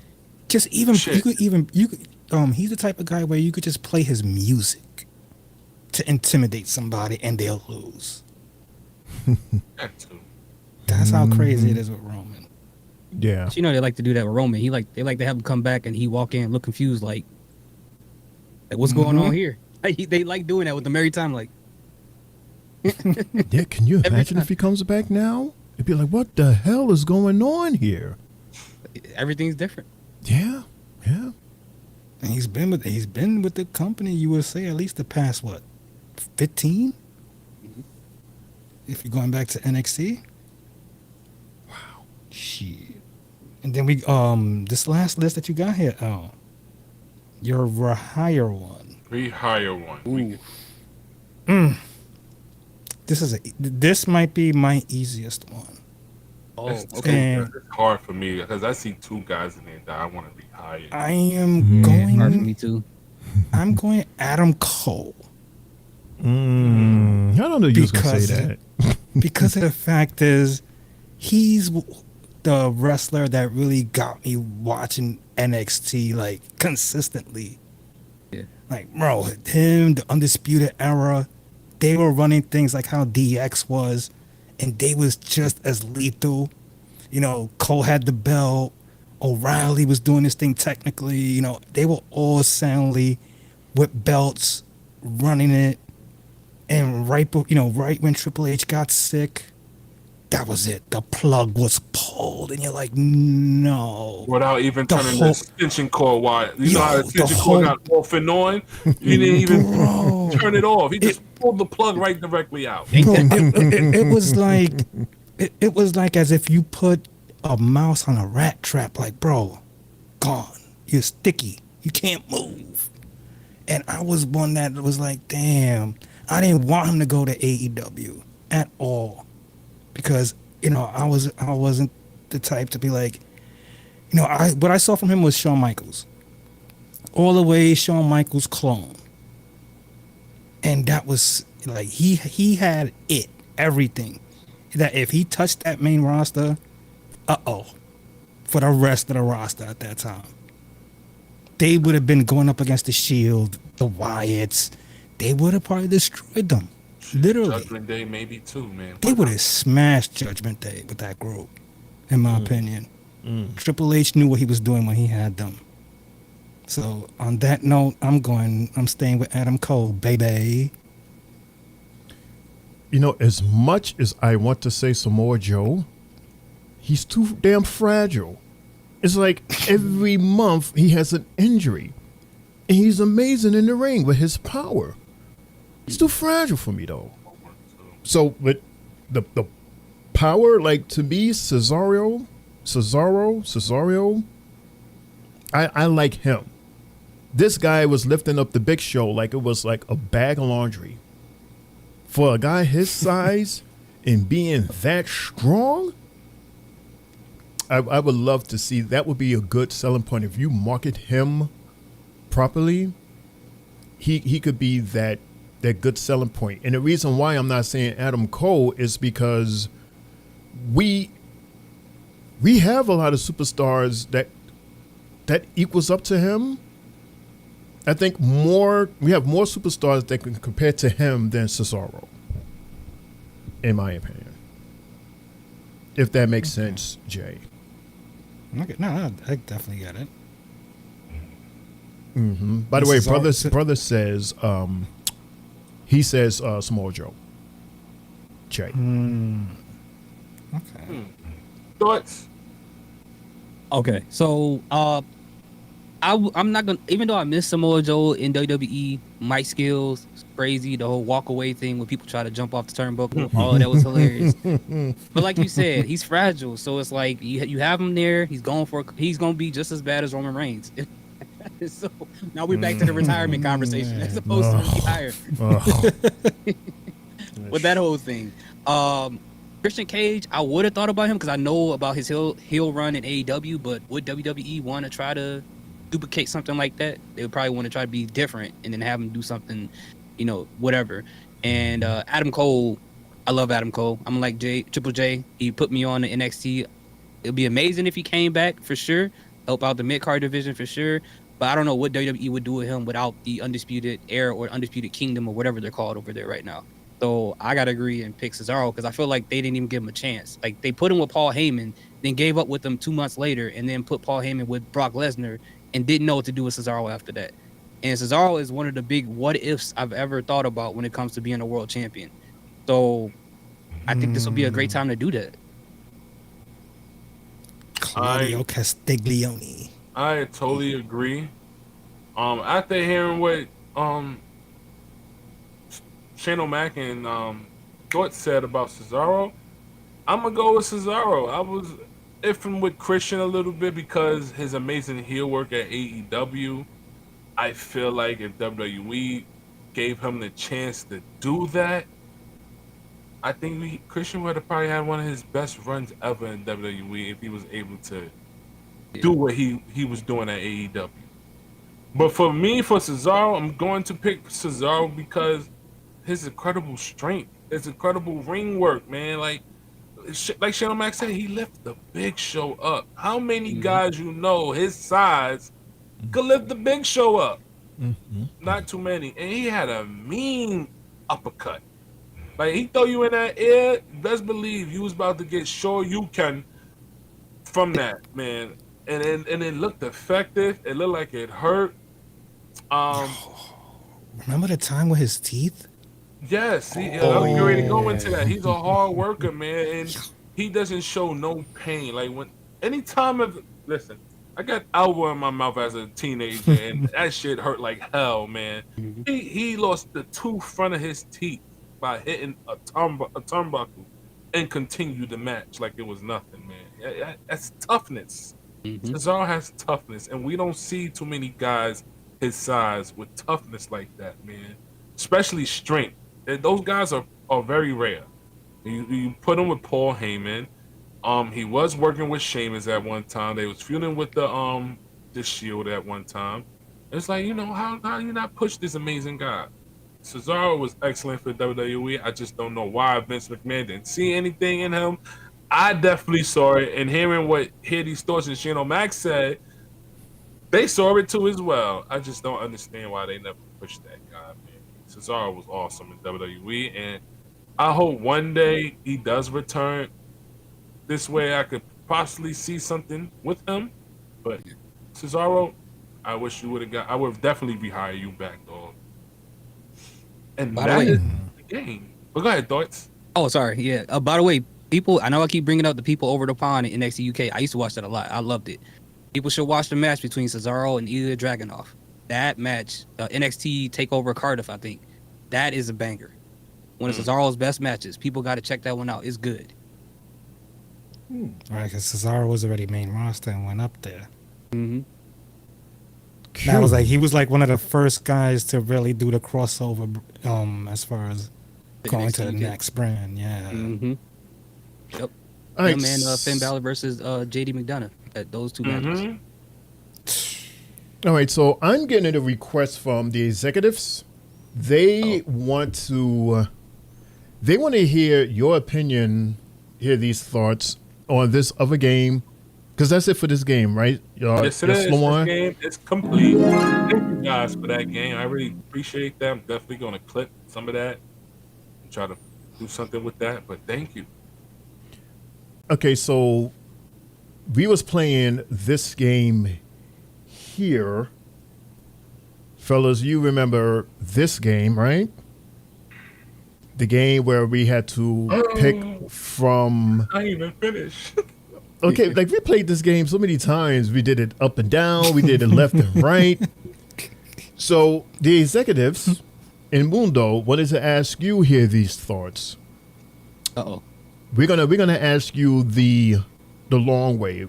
So we're gonna ask you 3 questions. What's the question? Who are you releasing, right? Like the same thing? Yes, it's a release. Who you releasing? Who are you releasing out of each row? So the first row is The Undertaker, Roman Reigns, Hulk Hogan, and Stone Cold. Who would you release out of those 4? Oh, man. This is a tough one. Oh, man. Coming for you.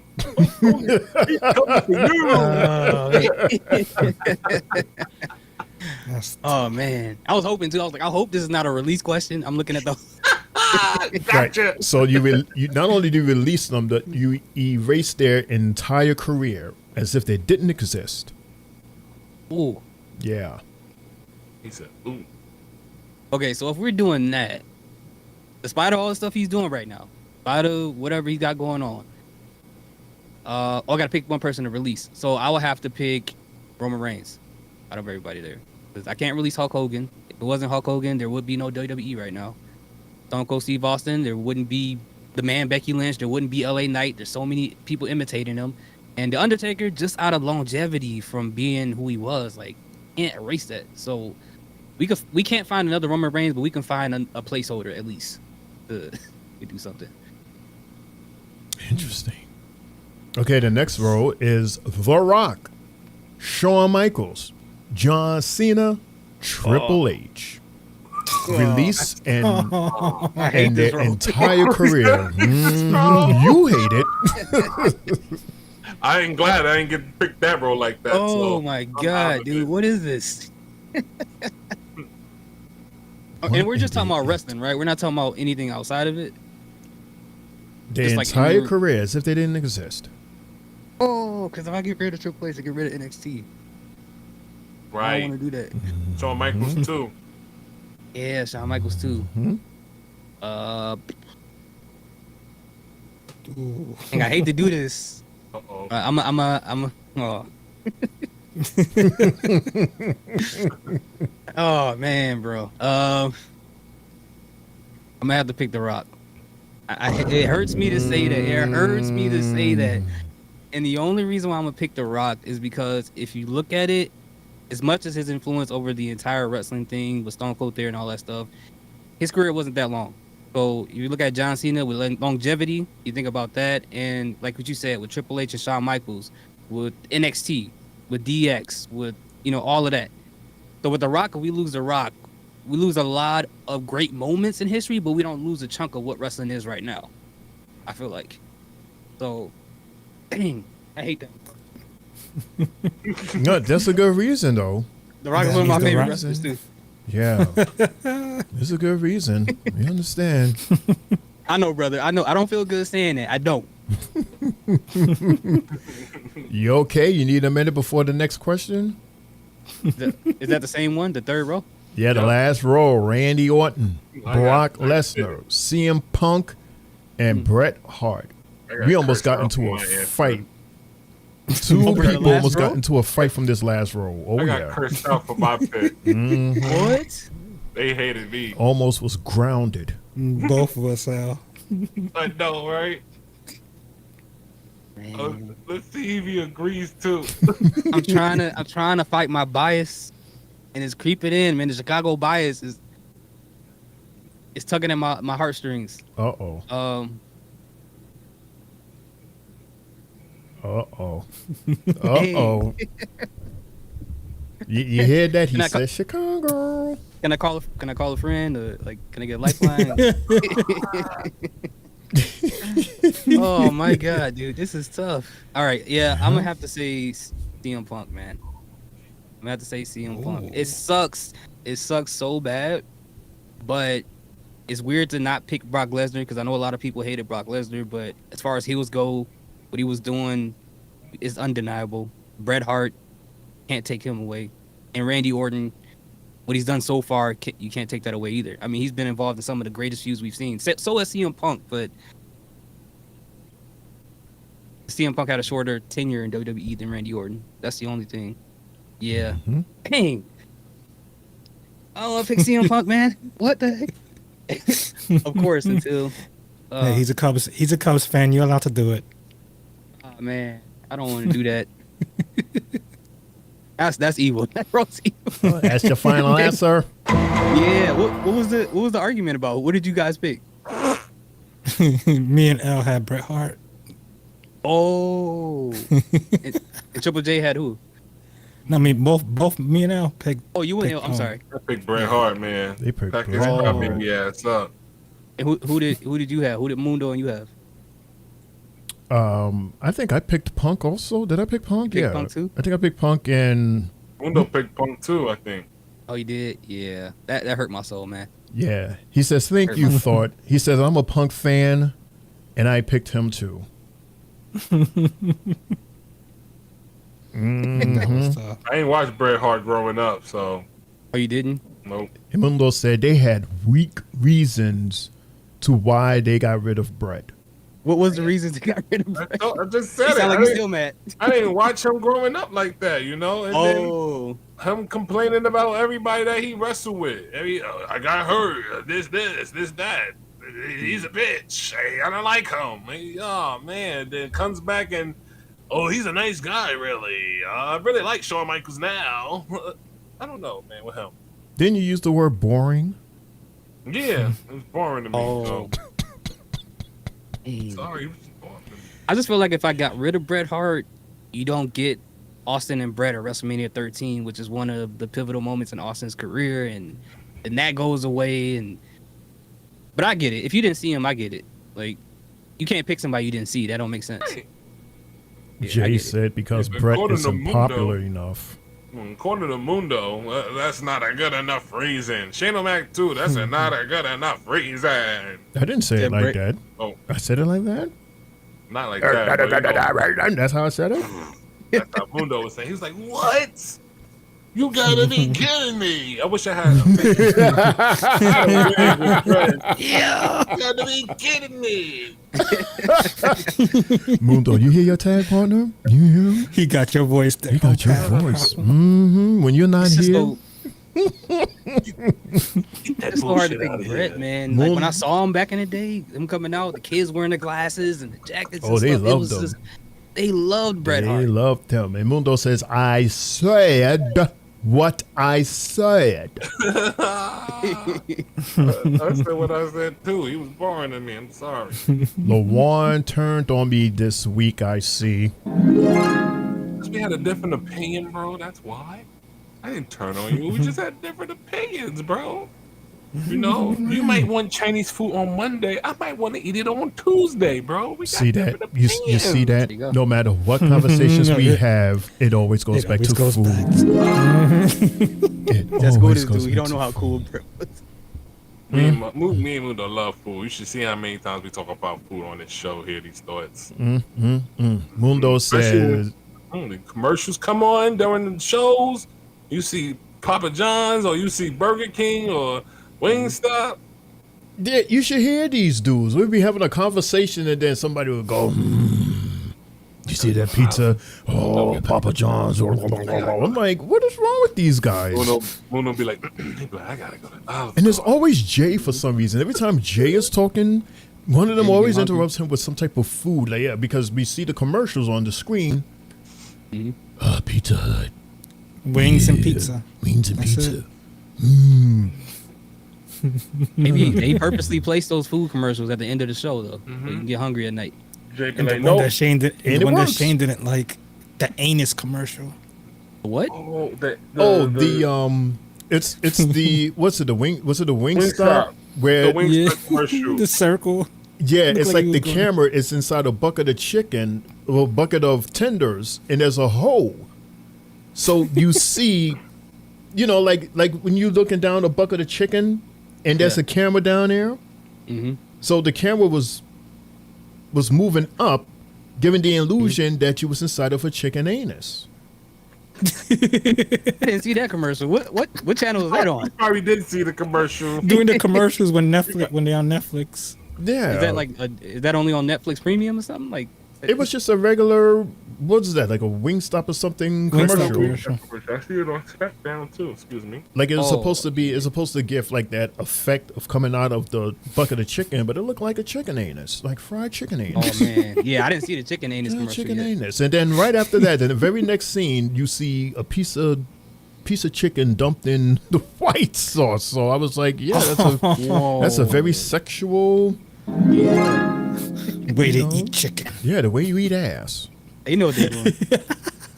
They know what they're doing. That's the game, everybody. Thanks, Lawan, Jay, Hitty Star, Shane O'Mac, and Mundo for suggesting it. Awesome. Can I finally get rid of that game? We had that game for a whole month. Yeah. Hell yeah. Oh really? You had something thoughts that you was talking about earlier?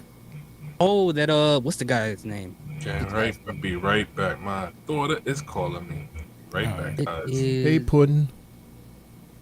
Hold on, I'm gonna find it right now. Pull up the Instagram map. And while you're looking for that, let me remind everybody to press that like button because you know you're having a good time with us here, the homies at the Three Bells Podcast, as well as the subscribe button so you get notification for our next live. We thank you so much in advance. Shane O'Mac, Triple J, Tri-State Mayor Lawan, First Lady Sylvie, and of course our CEO Mundo. With our special guest, that guy right there, he's thoughts. As he's looking for information, game. Oh, yeah, I got it. Okay. Yeah. So, they said that AJ Styles signed a 1-year deal, I guess. 1-year extension. So he might be retiring soon. Gave us an extra year. Yeah, gave us an extra year. Yeah. So it looks like on this meme it says, okay, so the stipulation is this, and Triple J knows what this is. It says, you're getting jumped in the Bronx. You only get to call one wrestler. And the choices they give you is Jacob Fatu, Brock Lesnar, Penta, and Chad Gable.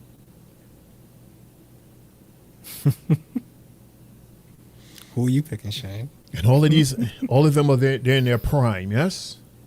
Yeah, I'm gonna assume so.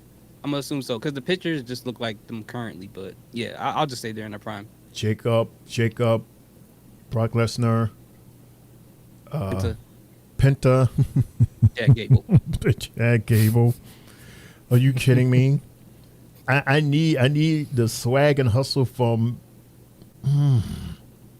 because Brock Lesnar, he's gonna throw guys through the walls. But then Jacob would shank him. Yeah. Jacob would definitely shank him, and they would sleep on Jacob more so than Brock. I want to see some action. They see Brock, they probably run away. They see Jacob, they're going to test him, and that's going to be even worse beating. Prove them wrong. So yeah, I'm going to say I'm going to stick with my homie Jacobs all day. Yeah, the S like Jacobs. That's the S for. Yeah, I'll definitely go to the same route because, like, when you look at a guy like Chad, you're like, nah, he's the smart guy that's gonna get you beat up in the first place. Mm-hmm. It's his fault. Penta might only get you out of certain situations if there's a language barrier. He'll run. Yeah. I think he'll run and leave us. He'll leave us standing there. Brock, you get that Incredible Hulk feeling, that Lou Ferrigno feeling. Like he's gonna just come running right through the walls and grab you and throw you. Like the Kool-Aid Man. Oh yeah. Yeah, exactly. Like, he's gonna come again with the do one of food. those. But with Jacob, you know that he's street etiquette. He's been arrested multiple times. And he ain't afraid to put a cap in that ass. So Crazy. You said, I ain't scared to go back to jail. Got it, I mean. like yo, whose jail run was better? His or Dominic's? Dominic's. Yeah, Dominique wasn't in jail. He was in what was that video that was a controversy? It was like a Jewish camp or something like that. That was mixed in the promo. Remember when he was in the van, and the van pulled up towards the back, and he walked out with the security. And before that, they showed like a montage footage, and it was like a quick clip of like a Jewish camp thing, which they thought was like an Alcatraz or something like that. Was that for his match against Rey Mysterio at WrestleMania? I think it was where he walked out with the with a mask, with handcuff. Yeah. And Yeah, that I remember rope mask. that. I haven't seen that mask in a long time. They tried to show the toughness to see where he came from. They tried hard on that one. They tried too hard. They tried hard. I spent one day in the penitentiary. Mm-hmm. Lawan, did you hear the question? No, I didn't. Oh, so here it is. The question is, you're getting jumped in the Bronx. You only can call one wrestler. I heard. I saw this question earlier today too. Go ahead, repeat. You got Jacob Fatu, Brock Lesnar, Penta, and you got Chad Gable. That's your 4 choices. I don't know what happens in the Bronx, so maybe you guys are more educated on that than I am. Like, what am I looking for? Out for? Oh, you definitely need to be strapped in the Bronx. So he knows more than we. Brooklyn too. First of all, I don't be in the Bronx. I don't hang out in the Bronx. I live there, and that's it. That's it. I don't be outside. No. Gee, I wonder why. Why is that? Because, man, I work. I get up at 6 o'clock in the morning every day and get home at 6 o'clock, 6:30 every other day from work. It's a long like time. me. Man, I got time to be outside. And then on Wednesday and Fridays, on my days off, I'm with my twins. I don't got time to be outside. I barely get to do anything I want. This is most of the time right here I'm able to have to myself. Right here.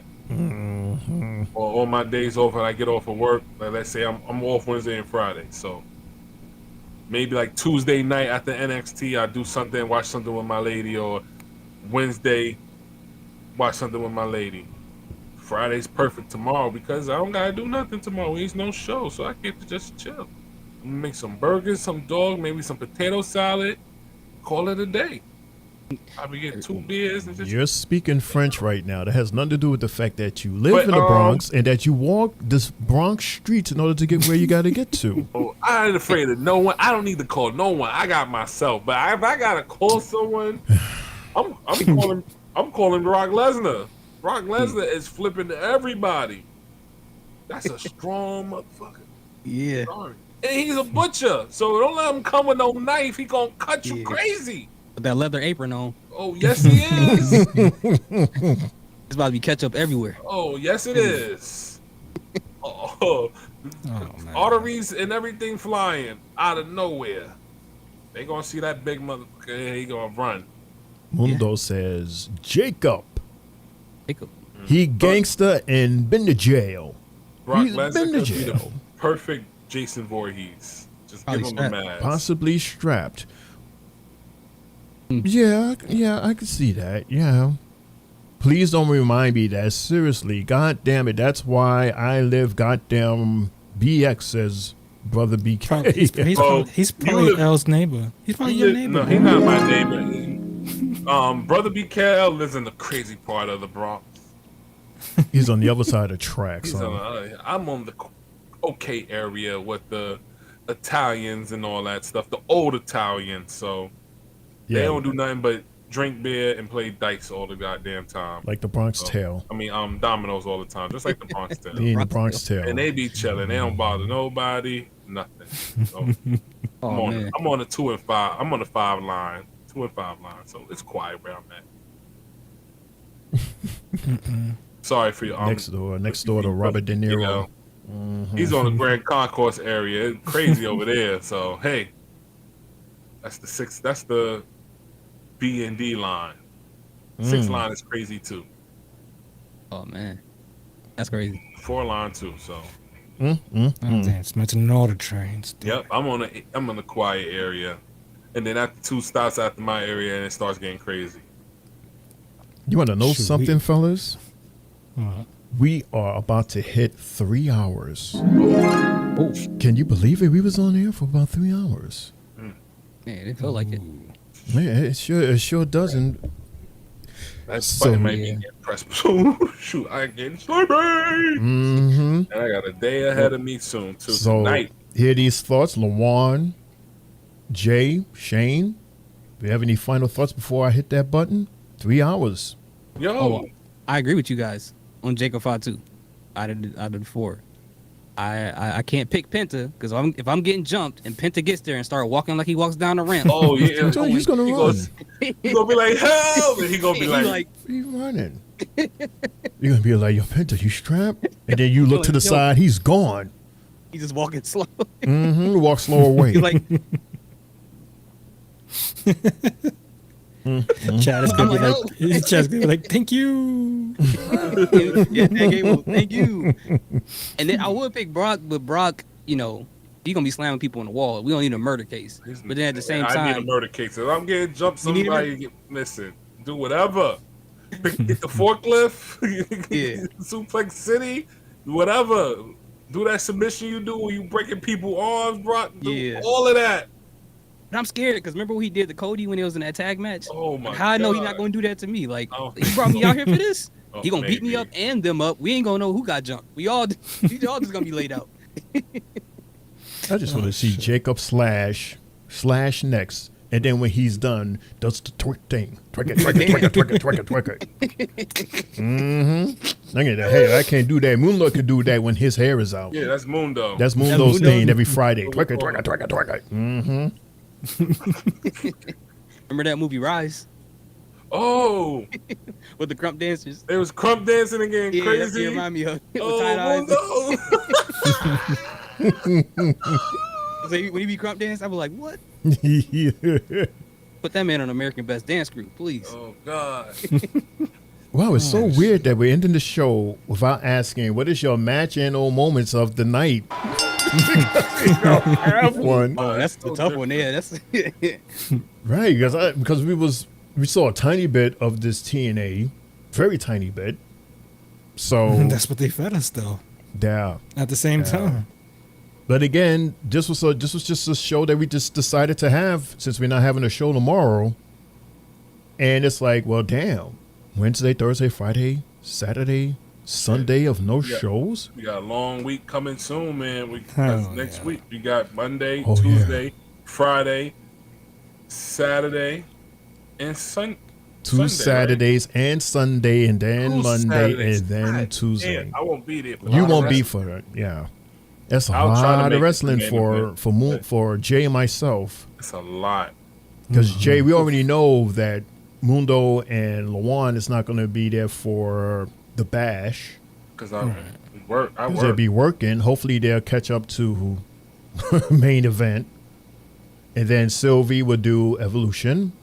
And then it's back to Raw and NXT.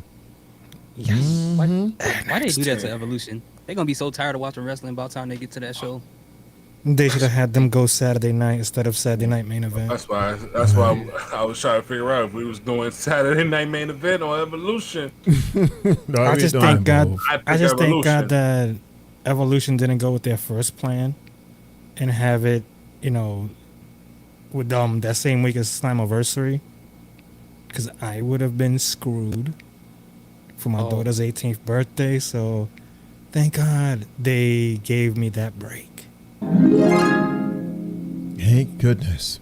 Mundo actually says, I will be there for Bash, just be late.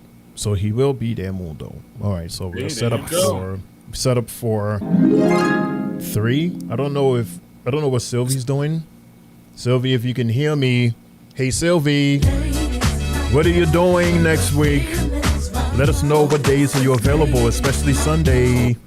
Don't forget Sunday is your PLE Evolution. I do that dance all the time. Big Mama dance. Hey, Big Mama, how she Go, Big Girl, what you gonna do? Go, Big Mama. Happy 4th of July, says David. Yes, sir. Of course, until we saw Dark State on TNA, I was thinking they still on NXT? Yes, they are. The only reason why you saw them on TNA is because they said that on NXT Tuesday that they was about to do something different. They sure did. I thought it was on NXT. I didn't think they was coming to TNA and ready as hell. So thank God we was all able to see that. Yeah. Okay, good, Mundo. Good to know. She is preparing for her first PLE. That's Sylvie for Evolution. Oh, no, wait, wrong button. There you go. Hey. Do it, Lawan. Get it, Lawan. Ladies' night. Hey, Big Mama's house. All right, fellas. Are there any final thoughts before our batteries die? We are at 3 hours and 2 minutes, y'all. Yo, this was We just did an episode of SmackDown. Or used to be. Shane? Yes? Hit the button. Wait, don't want to hit the button. He said final thoughts. I'm giving my final thoughts. I thought this was fun, and I really enjoyed myself. And I want to say thank you for Hades Thoughts for coming up here and joining us, bro. I know you be having a lot to do with your channel and with you guys, man. Yo, shout out to Hades Thoughts and the rest of his crew, man. Y'all have an awesome show, man. And y'all click and y'all are funny and dope as hell, man. So hopefully one day we all could be at a table where we all just chatting, having fun, laughing, talking about wrestling, how Shane O'Mac would say. But I really enjoy this, man. I wouldn't mind doing a pop-up show like this once a month. I wouldn't either. I wouldn't mind it. Well, I wouldn't mind it doing it either. Let the executives know what's up. So, I mean, let them know. Mundo's final thoughts. Mundo says, thoughts. We need to make it on the same show, my brother. Definitely. You fit right on in, says Mundo. Maybe once a month, yo. We could do something like once a month. And brother goes, well, finally, damn it.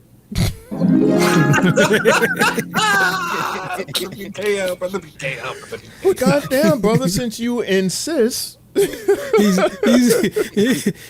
not used to us on a Thursday. Yeah, that's what it is. That's what it is. It's an off day and it's 3 hours. Remember SmackDown used to come out on Thursdays, man? Yeah, a long time ago. With the tapings on Tuesdays. Wait, is that what it was? Yeah, the tapings were on Tuesdays because when they used to have shows at the Garden or, just New York wise, they would let us know yo, the event's that Tuesday. Just don't spill the beans. Don't spill the beans. I didn't know that. That's crazy. Yeah, it was never live until Fox took it. Hey, and CEO Mundo also says the executives are talking to me and they are agreeing, Lawan. It's up to our executive producers. So, hey, we might be getting a pop-up show once a month. That's up to the executive producers. And that's Hades Thoughts. We just got to figure out a time and schedule to do this. Hey, just let me know. I'll make a way. Hey, I like being here, so I'll make a way. That's what's up. Awesome.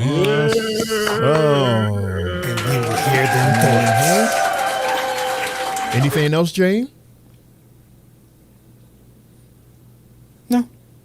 Like he says. Right, that's what I was waiting for. Hit the motherfucker. You about to order the oxtail chicken wings, huh? Oh, yeah. As And that's the bell, folks. You've been listening to the Three Bells Podcast with your hosts, Mundo, CEO, President Manuel Lawan, First Lady Sylvie, Triple J, and Shane O'Mac. bringing the thunder from the ring straight to your speakers.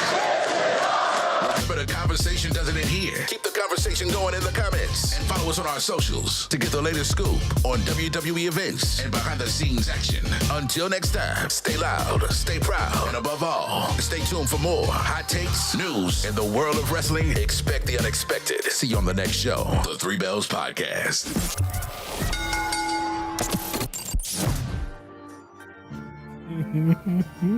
Or it's so. Yep. Or It's your boy, Main Event Triple J, now signing off on YouTube. Ladies and gentlemen, I'd like to thank y'all for coming here today and watching us and hearing us and just hearing many thoughts on our show today. Thank you again to hear these thoughts, and just to everybody for popping out on this pop-up show. There's many more to come. Other than that, we're going to see you guys on Monday for Monday Night Raw, hosted by Mr. Shane O'Mac himself. Other than that, good night. Have a happy 4th of July. Stay safe and drink responsibly. Al, wait. Thoughts? We got to start with you. Then we got to go Al and Shane to close. Good night. What am I doing? Just closing.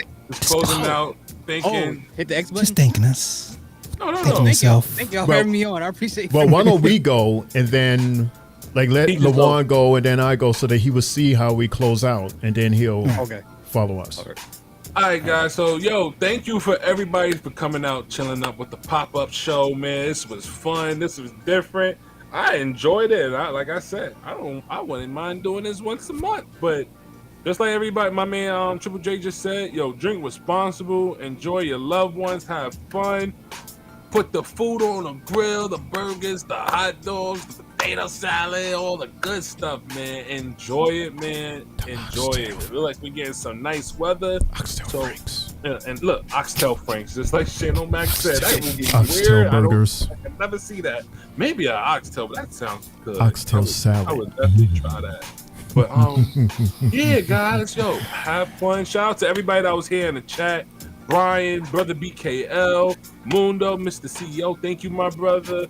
Everyone that was up here chilling. If I forgot some names, I just want to say I apologize. But thank you for hanging out with us, man. I'm out of here.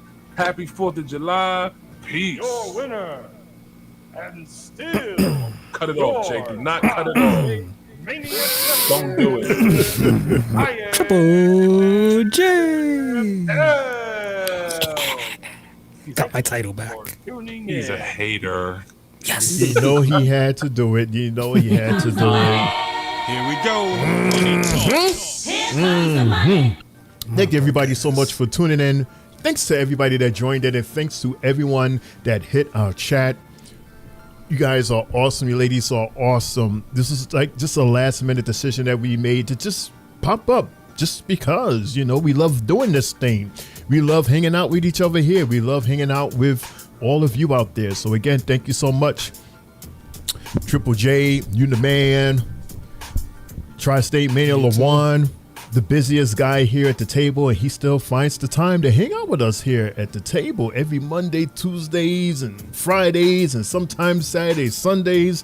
Bless your heart, man, and bless the kids as well. Hear these thoughts, sir. Nice to finally hang out with you, man. You're awesome. Thank you so much for blessing us with your presence. Let the homies on your podcast know that the Three Bells here said, "What up?" And definitely will. Maybe we can get together and do something. I don't know. Hey, anything can happen moving forward. Again, thank you so much, Hear These Thoughts, and everybody out there for tuning in. Don't forget to hit that like button. Don't forget to hit the subscribe button. Don't forget those little color squares above our heads. Those are our socials, as well as Tri-State Mania socials. And yeah, if there's anything else, happy 4th of July Friday and 4th of July weekend to you and your family.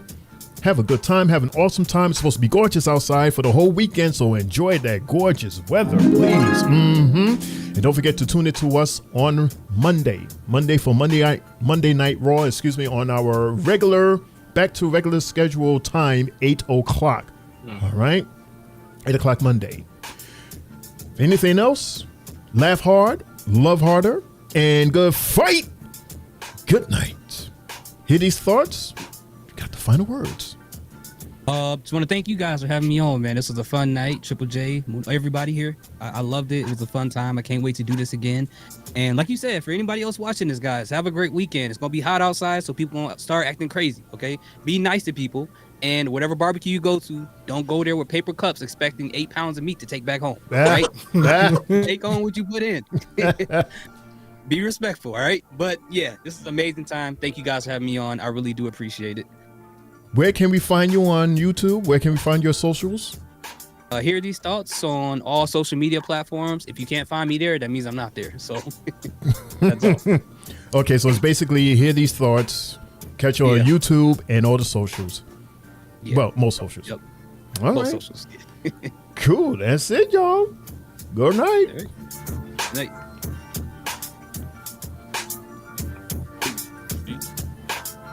Yeah.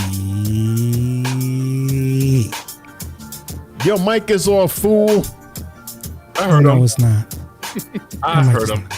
I heard him. Where your mic? Oh. Hey, hey. Oh, Sorry, no, you, dude. Is that when I say no? You, There you go. sorry, Mundo. I'll get it right.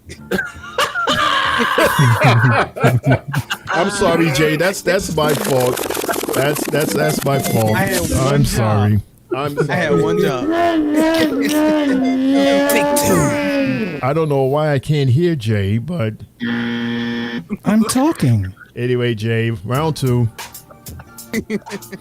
Yeah. No, you. That do it? That's fine. Close enough.